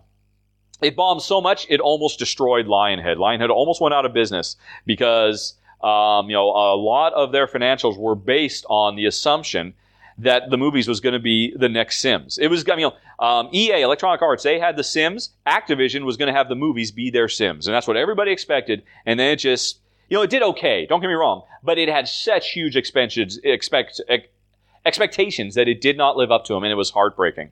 And I have my theories as to why. But, who can ever say? Some games were destined for greatness, but something just didn't click and the audience wasn't there for it, and the movies was definitely one of them. And so, unfortunately, the movie's console version got canceled, but that's okay because then I moved over and was the co-lead designer on Fable 2, and that worked out okay, so that was fine. But, oh man, it was a shame. Man, that was going to be such a great... I'm sorry, what was the question? You're just making me get all nostalgic. I absolutely love that game. So there'll never be another one because I don't think... Activision owns the rights to it. They could develop another one, but I doubt they will because it was such a disappointment from a commercial point of view for them. Plus, do you think a board game version would work? Oh my God, it would work amazingly. Somebody make that game. Wow, why not? It should work great. There are some games, like Reiner Knizia has one, that kind of emulate the movie-making industry, but nothing like the movies from Lionhead and Activision, and that would be an awesome game. Oh, I would be all over that game. Trying to manage your stars and keep them happy, build up your lot, try to, manage your budget to be able to make movies so you can win really big at the Academy Awards. It would be perfect. It would be an amazing video game. Somebody make that game and just don't call it the movies from Activision. Oh my gosh. Thanks, Sam. You're entirely right. Somebody make that game. Sam, get to work on that game. Clearly you're a fan. This could be your first published game. Put it on Kickstarter. It'll be awesome. All right, Chris says, your run-through style is so smooth now. Thank you, Chris. It feels like you are one with your camera. Well, that's kind of scary. But in your daily life, have you ever caught yourself acting like you have on camera, like you have a camera in your hand doing a run-through? The answer to that is, in my daily life, no. But when I'm playing board games, yes. And in fact, I can't help it. Whenever I'm playing games, I am constantly verbalizing my thought process. And I'm always trying to stop myself. And no, I'm sorry, you guys don't need to, you don't care. I'm sorry, I'll just make my move. I'll make my move. But what's even worse, when it's not my turn and I see somebody else hemming and hawing, I'll start verbalizing their thought process. Just like I do for Jen when I'm playing with virtual Jen in my videos. And nobody's ever gotten visibly annoyed by it, but I got to assume it's incredibly annoying. And I'm embarrassed whenever I fall into that habit. It's a terrible, terrible habit. I'm always kicking myself under the table to stop. But yeah, I do that from time to time while playing. It's not good. Alrighty. Let's see. Terry asks, hey, Terry could be a lady. To the earlier thing of why don't more ladies ask questions. Terry asks, in regard to your reviews you do of prototype games, are they printed by you or the company asking you to do them? Do they ever send you final production copies when they finally release said game?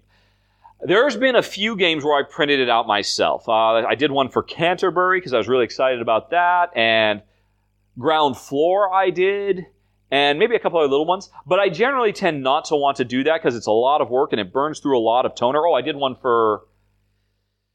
I've done it for a few, but very rarely. 95% of any prototype videos you see me do, the publisher sent me that prototype so I could play.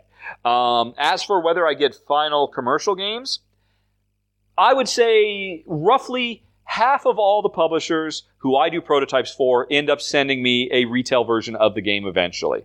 Not all of them, probably about half of them, give or take. And then probably on top of that, I end up buying a few of them if I'm really, really super stoked for it and the publisher's not going to send me one. But you know what? Often, it's not something I check because to have made that prototype run-through, I've already had to play the game several times with Jen, and I've played it in the run-through, and I know if I end up getting that game, it's just going to go on my big shelf of games I never get to play because I'm always playing the next biggest thing. I just keep waiting for that time when I'm going to retire from Rahdo Runs Through, and then I could actually play all the games I've gotten that I love more than 3 or 4 times before I put it on the shelf and move on to the next thing. Oh, woe is me, world's smallest violin that is now playing for all of my troubles. Obviously, I have no troubles. My life is awesome, and I love Cult of New. I love playing new games. It's mostly Jen who's always bummed that we get all these great games, but we don't get to revisit them very often.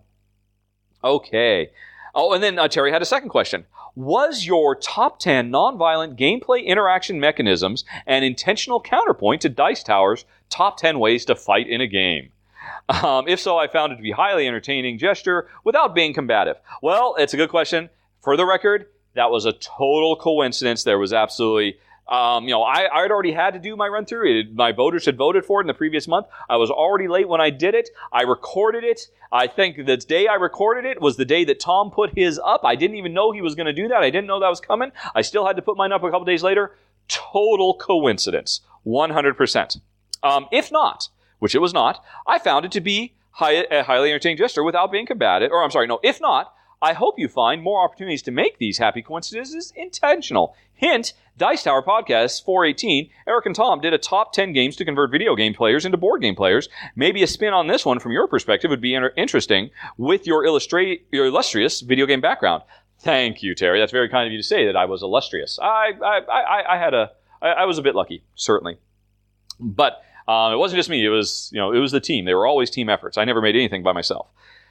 I think that's actually an interesting topic, and actually it's interesting. I thought, boy, that top 10, when I listened to Tom and Eric's, I thought, man, you guys are totally missing the mark. Time after time after time, they kept choosing games that a video game player would say, you put this from me, you made me play it. They would then say, why did you make me play this? This is just trying to do what a video game does really, really poorly. I could just play a video game version of this and be 10 times better. I didn't understand. To me, that list has to be a list of games that don't try to slavishly recreate a video game experience, but do other things that board games do that video games can't. So you're right. I would definitely make a different list.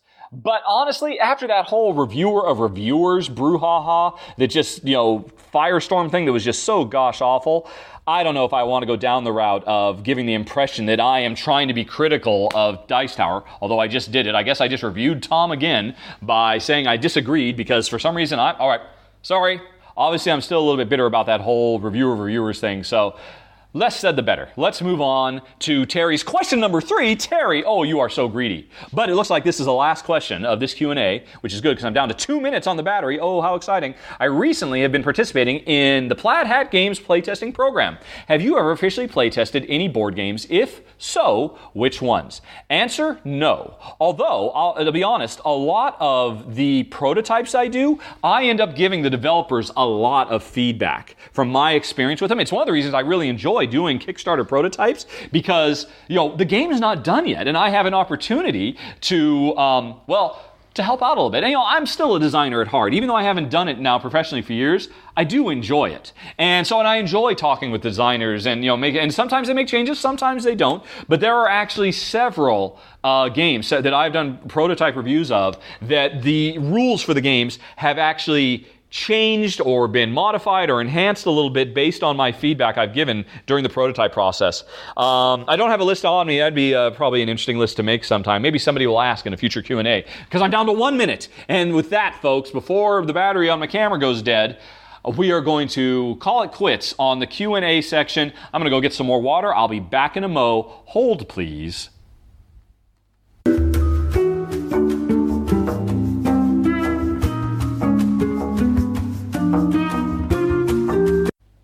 Okay, everybody, hope you've made it this far because you are in for a treat. My last segment is talking about the 2 recent top 10 videos I did, and I've got a very special guest.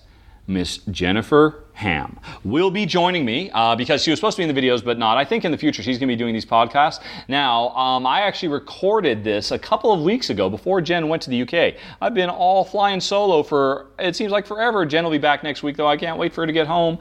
Oh, honey, I miss you. But we recorded this the day before she flew to the UK, talking a bit about the 2 most recent top 10 videos I've done. So, let's take it away. Hey everybody. Okay, and for the final installment this month, it is time to talk a little bit about the recent top 10 videos I put up. In August, I put up 2 of them. Top 10 must-have games and top 10 interactive games where players aren't trying to beat each other over the head, or words to that effect. And actually the reason I did 2 top 10s last month is because, well, as has been previously mentioned, Jen and I have been sick as dogs. Thing just knocked us out so much. So much so that while Jen was supposed to appear in both those videos, at the time, she was without voice. For almost a week and a half, she lost her voice because of this crazy flu. And it's not quite back yet. It's not quite back yet, but Jen is able to speak enough now to join us on the podcast. Hello. Hi, honey pie. Hello. So this will be very, very interesting. So we're going to talk about 2 topics. I know Jen has something to say about one of them. I don't know if you have much to say about the other. Honestly, I don't know if I have much to say either, but we'll just give it a try. We'll play it by ear, see how it goes. So first of all, I'm going to talk about the topic of interactive games that don't require players to fight or steal or any sort of negative interactions. Now, hopefully, you have already watched the top 10 video where I talked about this and did the countdown of 10 interesting gameplay design mechanisms and a whole bunch of associated games.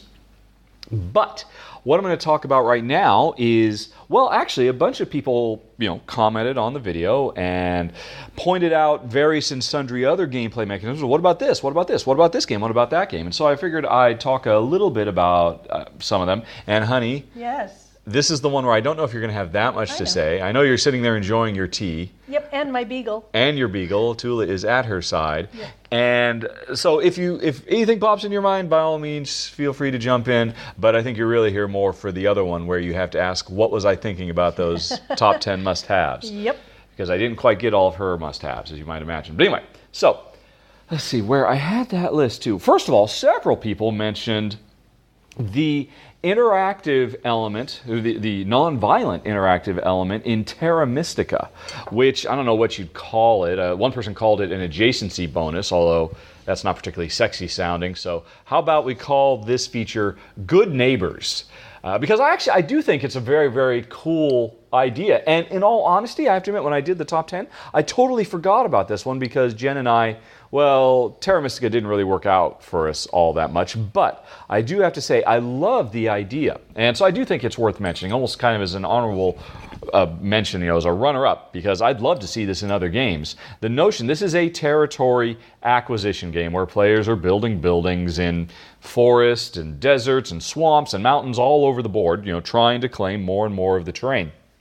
But the interesting thing in this game is players are actively encouraged to build directly next to each other, to be neighbors, because it symbiotically benefits both of them.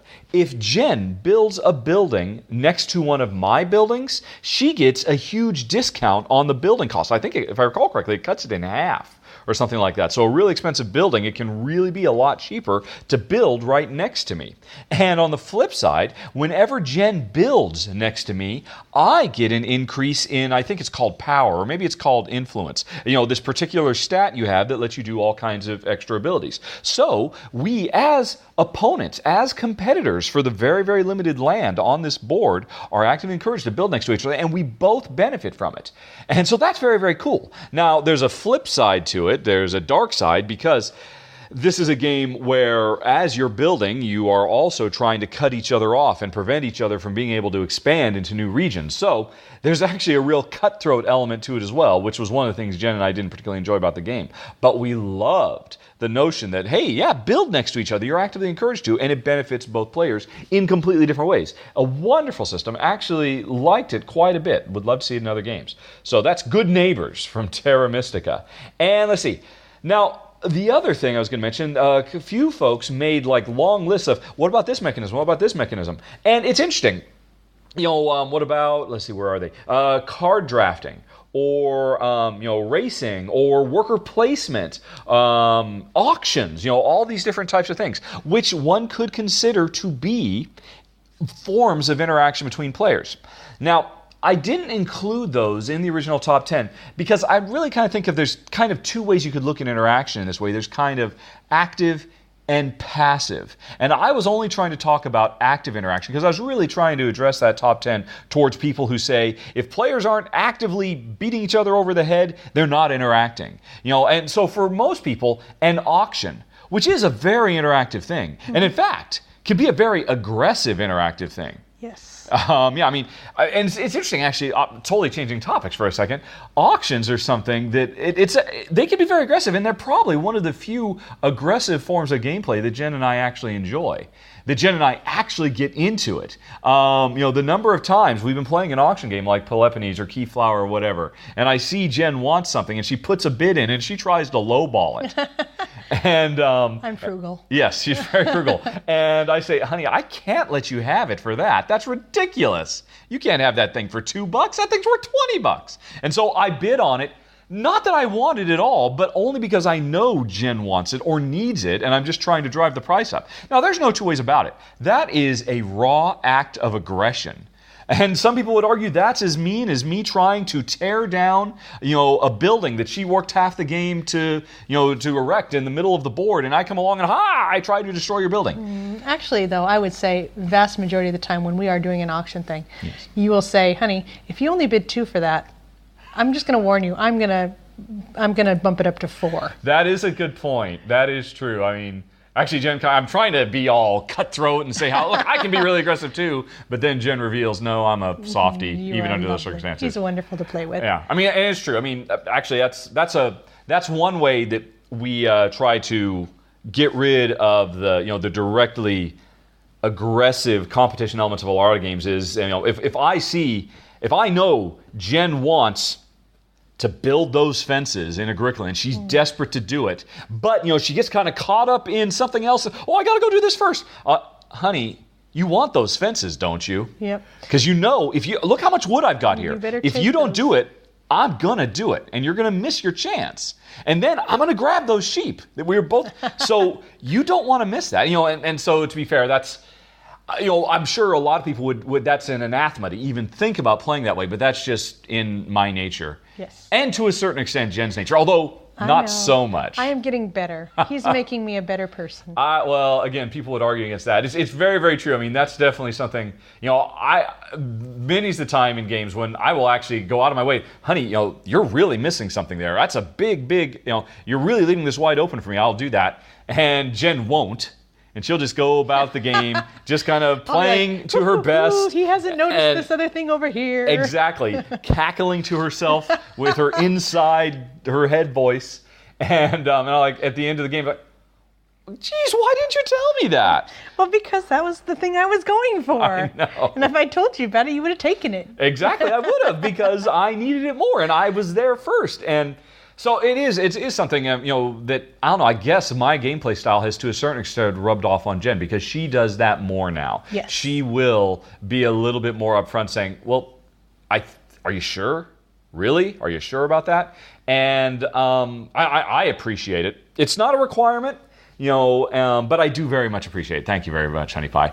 Because this is actually totally going off subject again. This is something that I think a lot of people don't realize. I often talk about how Jen and I are Care Bear players. We avoid conflict wherever possible in the games we play.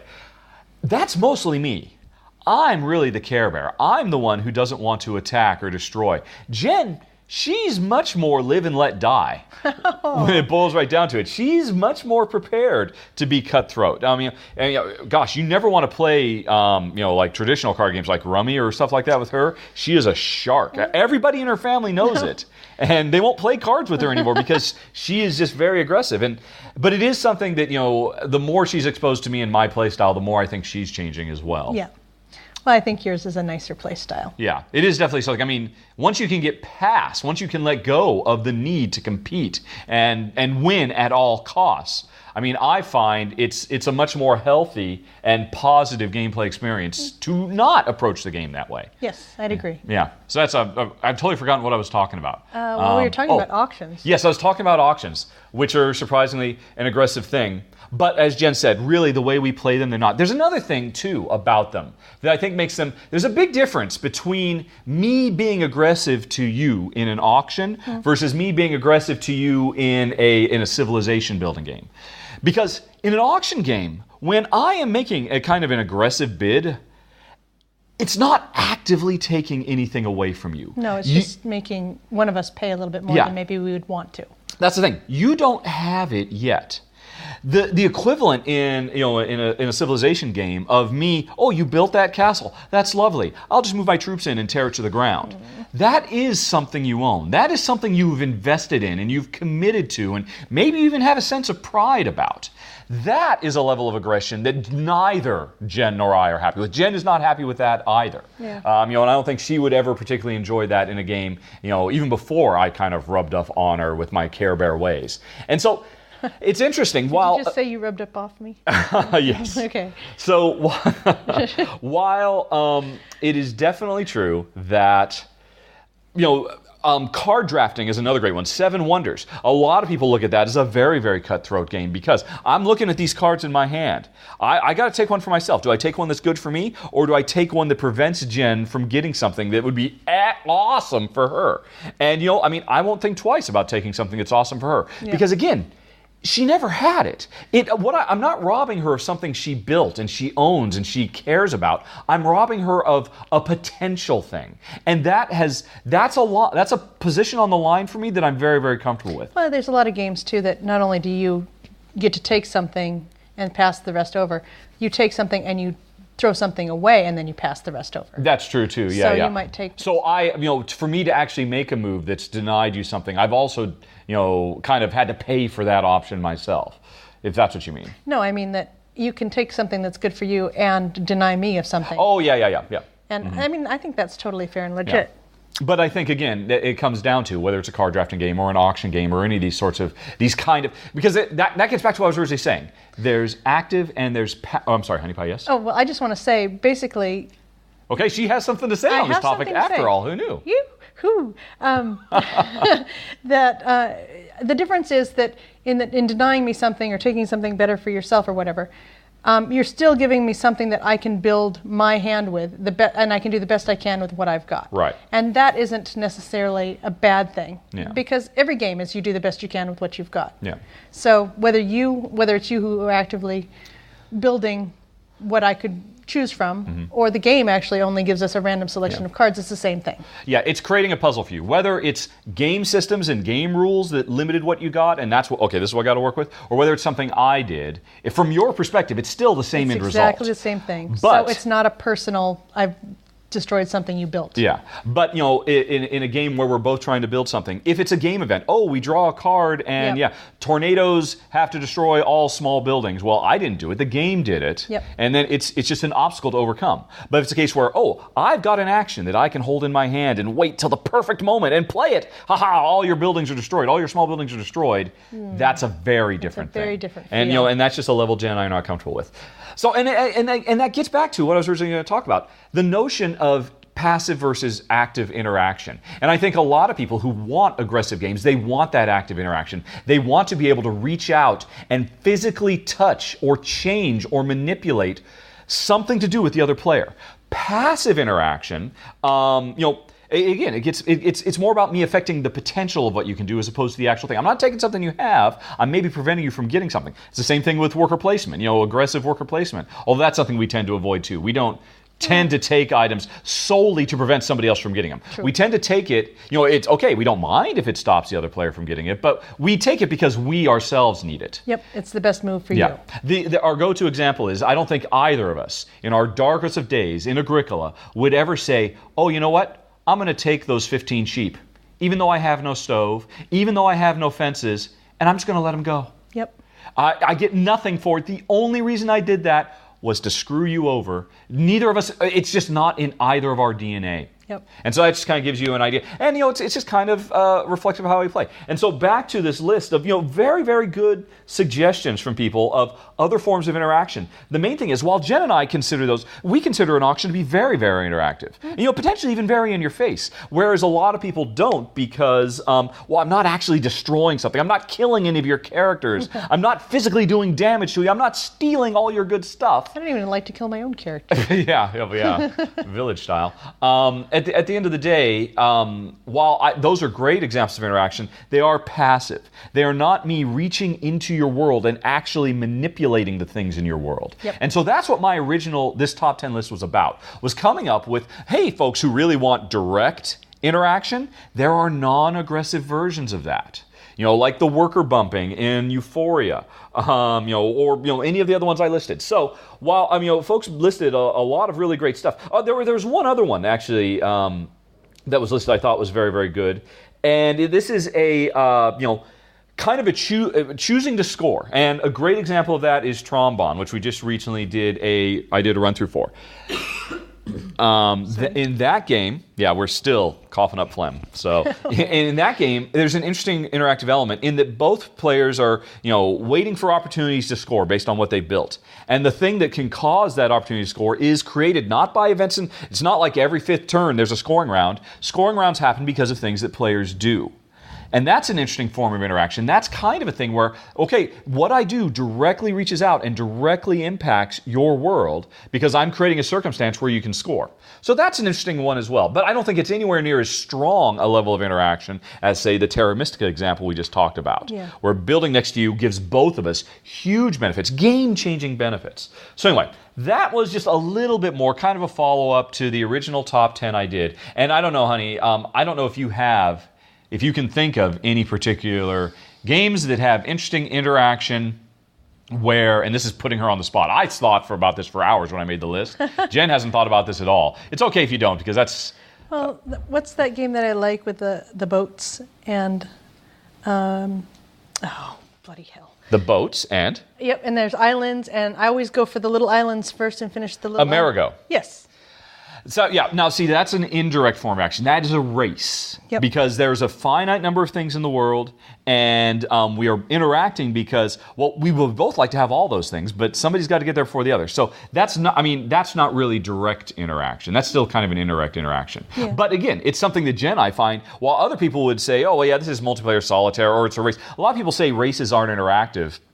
But I guarantee you, people at the Olympics, doing the 100-meter dash, I guarantee you those people are interacting with each other, even though they're in their own lanes, and it's not like they can put oil slicks to screw with each other. But I guarantee you they are very aware of what every other person in every other lane is doing, and what somebody else is doing is pushing them on towards greatness. That is a form of interaction, and I'm sorry if some people out there don't think it's a viable form of interaction, but to me and Jen, it's a wonderful form of interaction, and we love playing games. So anyway, that was top 10 number 1, and now the other one, the top 10 number 2. Yep. Which got a lot of feedback, my top 10 must-haves. And now I do feel it's worth reiterating again, because some people thought that meant, I'm trying to declare what are the top 10 games every gamer should own. And I would never do that in a million years. To me, that is the height of hubris for me to be able to say, hey, Bob, these are the top 10 games you should own. Oh, by the way, Betty, you too. Both of you should own these top 10 games. And no, that's ridiculous. That is an impossible task to try to come up with a top 10 list like that has any kind of meaning whatsoever. So again, the top 10 list was my must-haves. And to be honest, while I was actually thinking about Jen while I was making the list, I was really mostly thinking about myself and our playing together. Yeah, but you're very good about that. Well, yeah.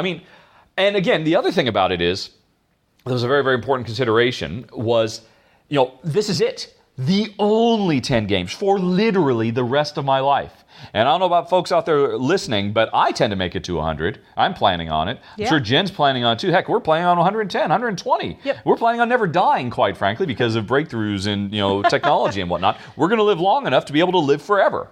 So, woohoo! And so, under those circumstances, only 10 games. This is it. All we can ever play for the rest of our lives. That made it a very, very tough list. And that's why I think there were so many big surprises for people who know my show, know my preferences, know what my personal top 10 is. Because only a few of my top 10 games made it into my top 10 must-have games. Because they had to be games that were going to hold up forever. And that provided enough variety that even if I never got to play another game for the rest of my life, I'd be satisfied with these 10. Now, there were still, with that in mind, with all those caveats, Oh, and plus the other caveat, no expansions. Because honestly, that just feels like cheating to me. To compare this game where, this game, but it has to have all the expansions, well, that's $500 worth of expansions. That is not fair to compare that game to this game that costs $20. That's just...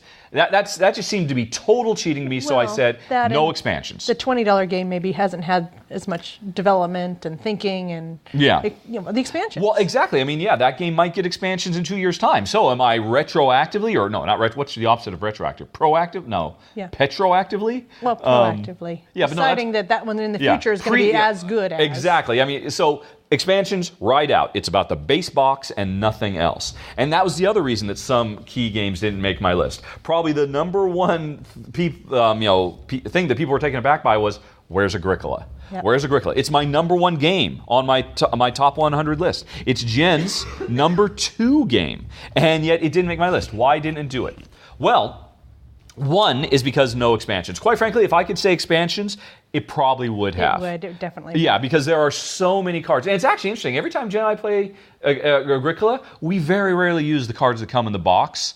Because honestly, those are not our favorite cards. There are so many amazing cards in the Gamer expansion and in the Championship expansion and in Farmers of the Moor.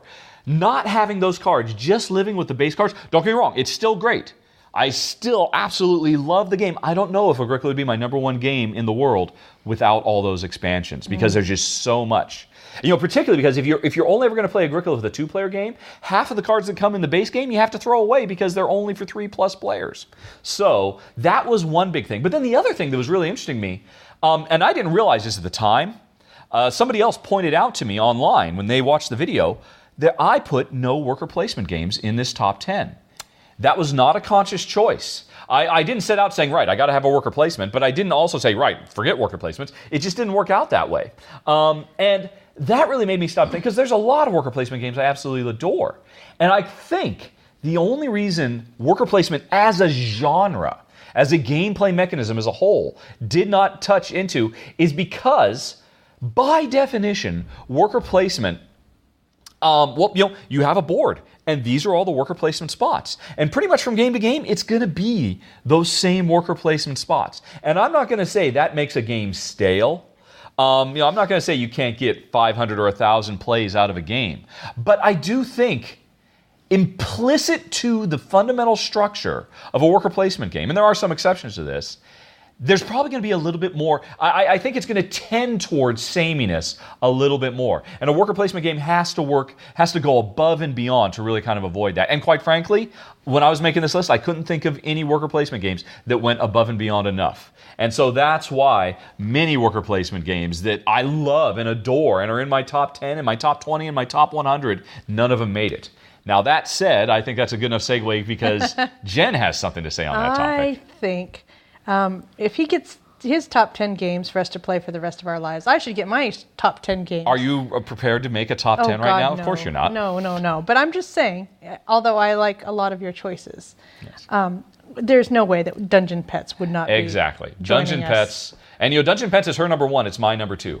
I did not put it on the list for broadly that worker placement thing I'm talking about. Dungeon Pets is amazing. And of course, there's 1.5 million permutations of how that game could work out with all the different pets and all the different tournaments. And every time you play, you're going to get different customers. Forget the expansion, just the base game. There's so much. And every turn is going to be, tense and exciting, and as you reveal, and where am I going to send my imps? Where are you going to send your imps? It works great every time. Plus, it's adorable, and it's got so much character and charm and personality. You'd never think you'd say that about a game with poop, but well, the poop is charming too. It is charming poop. You can't not be charmed. Much like I assume new parents are charmed. Oh, look who did a boom boom, with their baby and stuff like that. The parents can look at their kids taking a. Anyway, moving on. Enough with the fecal. This is not Fecal Matters, the podcast at all. So, you're right. Yeah, I mean, Dungeon Pets was another one that got brought up quite a bit. Why is Dungeon Pets not there? I'm only trying to describe why it didn't get there for me. Yep. But Jen did watch this video, and actually, I think this is my only top 10 you've ever watched, quite frankly. Well, I hear you making them. So Well, that's true. Really So you did go back and watch it after the fact. And afterwards, you had... Well, first of all, you said, hey, where's Agricola? Well, yes, of course, because we both love Agricola so much. But it's true that the base game is not as replayable, I think, as most of your other choices. Yeah. And while Agricola has a very special place in my heart, without the expansions, I mean... You don't disagree? I don't Without disagree. the expansions? Yep. Right. So, and then your number 2 was, where is Dungeon Pets? Of course. And then your number 3 was... I love Roll for the Galaxy. And your number 4 was... Now you're not going to remember. We talked about this last night over dinner. Yeah, we did. Tzolk'in. Yes, of Tzolk'in, course. the Mayan calendar. Yes. So that's interesting. 2 of Jen's 3... and Jen said, what, for the most part, your list is fine. I'd be happy with it. But where are these? Where is Dungeon Pets? Where is Tzolk'in? And where is Roll for the Galaxy? And Agricola. I mean, but although we talked about that Right. and we came to an agreement on it. Yeah, and so Dungeon Pets, I can say why it's not there. Tzolk'in, the same thing. Tzolk'in is an amazing game. It's so clever and so brilliant. But I'll be honest, Jen loves it a lot more than me. I like it a lot. I think it's a great, great game. Yeah. For Jen, it was in her top 10. It wasn't in my top 10. I love my gadgets. Now, okay, so but you're saying you are confident Tzolk'in, the Mayan calendar, and Dungeon Pets will stand up to 1,000 plays. Well, to one of the only 10 games you can play for the rest of your life. Okay, well, we discussed the numbers yesterday, remember? Let's just say we got... I was kind of 50 tuning years. out when you were discussing the Oh, numbers, you but do okay. that when I do number Yes. talking.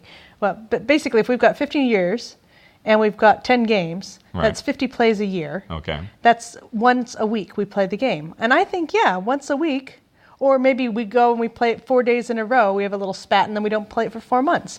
So, I think those other games that I've brought up are something that we would enjoy for the next 50 years playing once a week. Okay.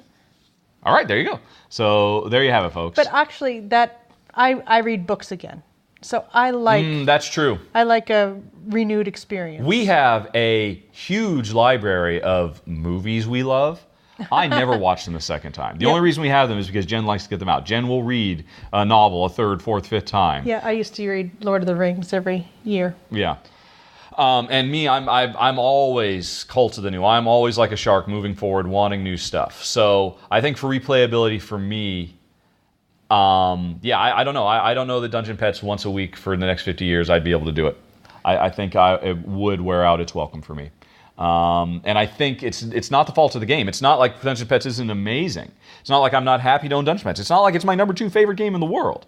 But I just don't think it would have the legs for a lifetime commitment like you do. But I think you and I have different thresholds. Now, here's an interesting thing, which Jen was not prepared for. Sorry, you got these 3. He's pointing at me. I'm literally pointing at you. Now he's pointing at me with 3 fingers. 3 fingers.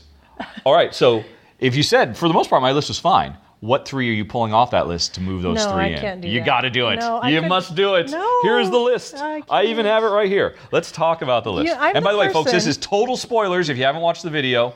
Now, I mean, there's some that I think are going to be pretty easy for you to But drop. you remember last year when you made me do my top 10? I couldn't even do that. I had to do my top 26. Yes, or How am I 27, supposed to whatever it was. get rid of 20%? You're of a saying really none of good these list? 10, or this list right here, I mean, obviously, you're not even going to remember what all these games are. I am. I know which all these games are. Okay. Well, okay. I like Jaipur, but I know it's just a short filler game. So to me, I would rather have Dungeon Pets than Jaipur. Now, so the interesting, Jaipur was on my list in large part because I wanted to make sure we had a filler game. It was the only short game on my list. I understand. And you don't feel the need for a short game. This is interesting to me. I'm learning something about my wife. Well, paperback is a short. Yeah, I suppose. So the paperback's at least a half hour, 45 minutes, really. Okay, well, one Unless of those things just two. go really if bad. you make me choose, one of those 2 would have to go Right. Okay. to make room for Dungeon Pets. All right. And actually, the other one can go. Oh, now she's starting to rip things out, folks. Yeah, here we go. I Roll Through the Galaxy is more enjoyable to me than both of those. Uh-huh. So you've dropped Jaipur and paperback to make room for Roll for the Galaxy, Dungeon Pets. But what about Tzolk'in? What about those big gears? I do love my gadgets. She's staring at the list. See, now I'm surprised you'd keep that one. Shadowrun? Yeah. I keep it because I love you very, very much. See, I'm the one who... Jen likes it. Jen enjoys it. Yeah. But I'm head over heels in love with Yeah. it. And But that's fine. I mean, so you would take that off if not for me. Well, no. You would replace that with Sulkin. I enjoy playing it with you very much. Mm-hmm. So I wouldn't want to take that So you would off. keep that over Sulkin. Only because I love you so much. But I think if everybody gets their top 10 games, why don't I get mine and you get yours? Because that was the arbitrary rule. It's not like because we're a marital community, we get our top 20 games we get to keep for the rest of our lives. Because the whole thing was, these are the 10 games, not only the 10 games you can own, but the 10 games you get to play. Because I was really trying to make it tough. Oh, well, but that's not fair because you said you had some games in here that would be fine for people coming over and playing with us. Yeah. So what, those people that come join us are only ever going to get to have those 3 games on their top 10 too, because everybody in the whole They're world... not making a list. I'm making you make a list right now. And you're making a list for us. Oh. And you're dropping Paperback and you're dropping Jaipur, the two fillers, Yep. to have more big long games. So that means, I got to take that you value short games less than me. Quickie little, we can just bang this out in 15, 20 minutes. Well, no, Roll for the Galaxy is a quickie game. That's a good point. Actually, that's a very true point. I mean, we play Roll for the Galaxy. It is a 15-minute game. So you're right. You're by replacing Jaipur with Roll for the Galaxy, you're tracing 1, and really, Roll for the Galaxy every week for the rest of your life. Oh yeah, several Easy times a peasy week. for I you. love it. Exactly. And you don't see yourself ever getting tired of it, even without expansions. Ever. Well, I mean, we have played every one of those tiles. I know it's not possible. I feel like we played in every single combination because we played it so much now. But you're still confident. Of course, the dice are different every time, no matter what. No, I just think it's absolutely brilliant. Right. Okay. Well, there you go. But you didn't make room for Sulkin, so you're dropping Sulkin. I'm surprised you left that one. Oh, that's so charming. Mm-hmm. Although, actually, yes, you're right. If I had to choose between CV and Sulkin, I'd take Sulkin. Yep. All right. Well, there you hear it. You heard it there, folks. So Jen's list. She popped those 3 to drop those 3 in, and that's her top 10. Also, just on the topic, since a bunch of people asked, there were a couple other topics that came up quite a bit. Jaipur. Why did that make the list over Biblios? Fair question. Biblios is great. Quite frankly, Biblios deserves to be on the list more because it provides more flexibility because it does play up to 4 players, whereas Jaipur is only a 2-player game. I think they're both excellent. They both have similar play lengths. They're both equally clever. They're both equally compelling and infinitely replayable to me. For what it came down to is theme. I feel the theme of Jaipur more. It's those darn camels.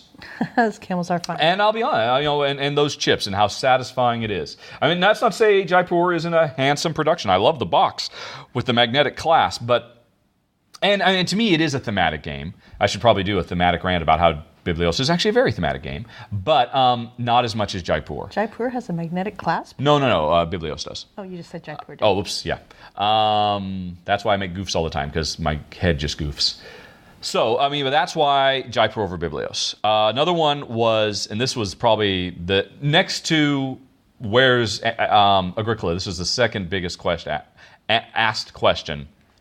Really, Forbidden Desert over Pandemic? Really? Yeah. Are you asking that question now that I verbalize it, honey? Well, Pandemic has a very special place in my heart. Of course, yes. Um. But every week for the rest of your life, would you rather play Forbidden Desert or Pandemic? Well, how many scientist role things come in the box? I think they're comparable. I think maybe, again, without expansions, I'd have to look. I think Pandemic maybe has 8 and Forbidden Desert has 6. They're pretty close. But I think Pandemic maybe has 1 or 2 more, maybe. Okay. Well, I just remember we spent 2 weeks in the camper van, and every night we played Pandemic. Well, that was our first designer game ever, so you have to throw that. If Forbidden Desert would have done the same thing to us, I think. If that was the game we happened to have in that camper van. No, I don't think so. I think really? Oh, so Jen's saying... think Pandemic is a deeper experience. Yes, I agree with that. I would definitely... Pandemic is a heavier game. There's no two ways about it. The puzzle is more challenging to solve. Definitely. Now, and you value that over, for lack of a better term, the gimmick of Forbidden Desert. I really like Forbidden Desert. Yes. That's ultimately why I did it. It's. I mean, I would think you could almost say objectively that Pandemic is the better game. It is the richer game. It is the more stimulating game. It is the more interesting game. It is the more flexible game. But I think there's a lot Desert more interaction with it too. What? Pandemic. There's because you have to discuss the strategy and all that. Yes, and it's the more interactive amongst teammates. Yep. Forbidden Desert is the more fun game. It is very fun. It is just silly, wacky, screwball fun. It is an action movie, whereas Pandemic is a drama. Okay. Quite frankly. Yeah. And that's what it came down to for me in trying to evaluate these things. And again, this was against the rest of the list. Don't forget, I already had Shadowrun Crossfire in there. So I already have an insanely deep, challenging co-op that we will keep struggling with to try and stay alive for the rest of our lives. We'll never master that game. So I don't think I needed Pandemic for those purposes. But Forbidden Desert, it's just more fun. It's more alive. The fact that, and Pandemic is alive too. I mean, it is literally replicating a virulent strain spreading across the world outside of our control. Yep. There is a life to it, but... And we're getting rid of 3 fairly light games. Well, you are. I'm not. Hey, I thought we were discussing our top 10.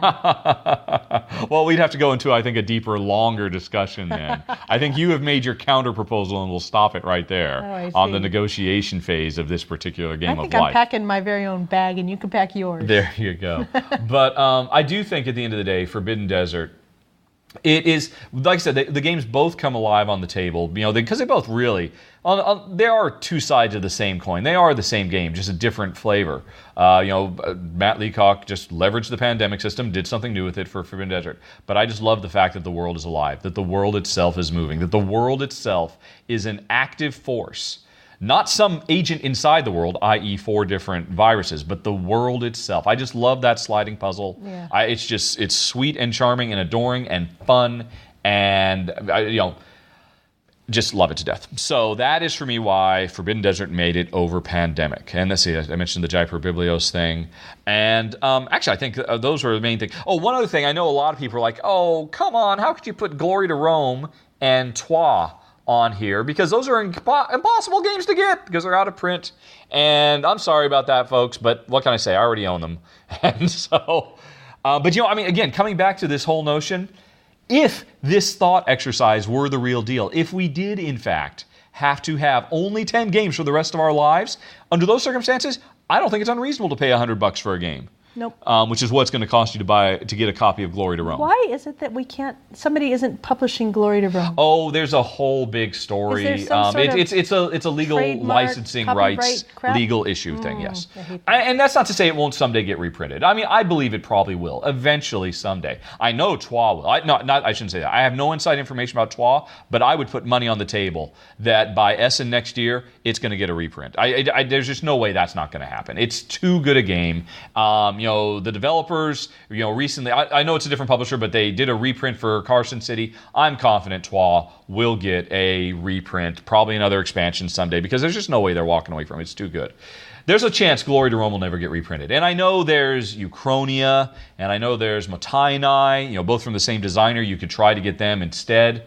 But we haven't tried Motainai yet, but Uchronia is nice. And I guess if we never played Glory to Rome, we'd think it was nice, but we've tried it now, and it just really didn't float our boat. We'd just rather be playing Glory to Rome. And honestly, I do think Glory to Rome is so good, it's worth $100. And that's crazy to say for basically just a deck of cards.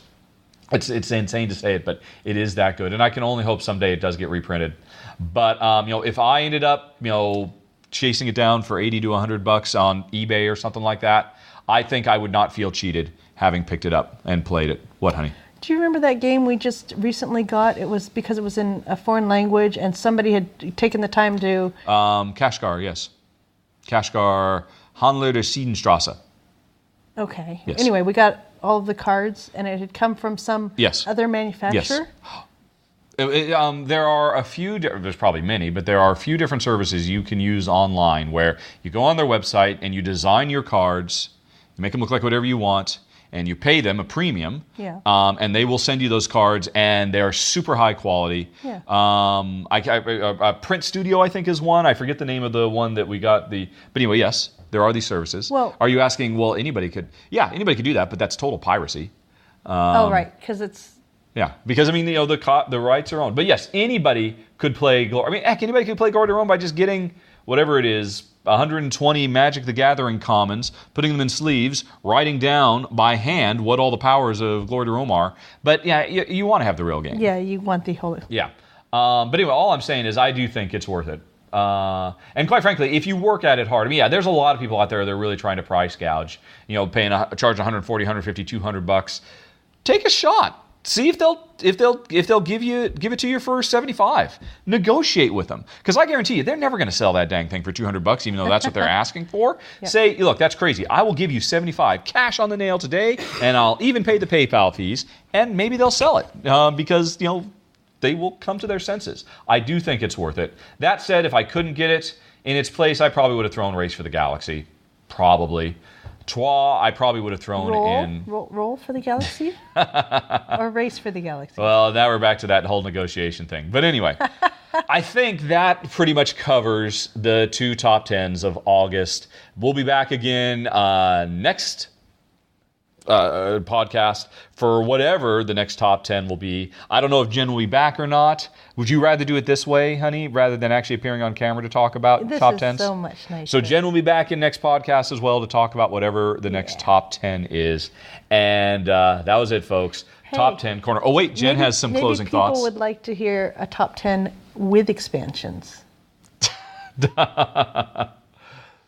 Yes, I suppose so. Agricola, baby, Agricola. I think yes. And for people who would like to make suggestions, they can go to guild.rahdo.com, and there is a thread devoted to top 10 suggestions. In fact, actually, I set this up. You can go to top 10, http://top10.rahdo.com. That is a thread devoted to people making suggestions of top 10 topics. By all means, if you have one you'd like to see, go there. Check the first post, because there's already a list of like 70 that I got to do. But if you've got one that isn't there, make a suggestion. Maybe we'll take it on, and that'll be a top 10 at some point in the future. Is it top 10 the word or top 10 the number? top10.rahdo.com.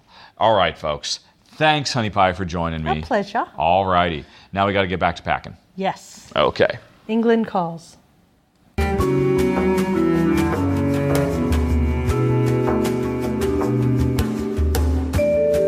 Okay, how was that, folks? Was that exciting? Did you love hearing Jen? Well, I believe you'll be hearing her in the future talking about other top 10 topics as they come up. Although, unfortunately, I have to say, you'll not be hearing her next month, because next podcast, number 5, will be an Essen special. Just like last one was a Gen Con special, now I'm going to do an Essen special, a full episode devoted to talking about all the games that I am super stoked about at Essen 2015. Probably go up, I don't know, a week or so before Essen goes live. Derived from Eric Martin's excellent Essen preview geek list on Board Game Geek. So you can look forward to that coming soon.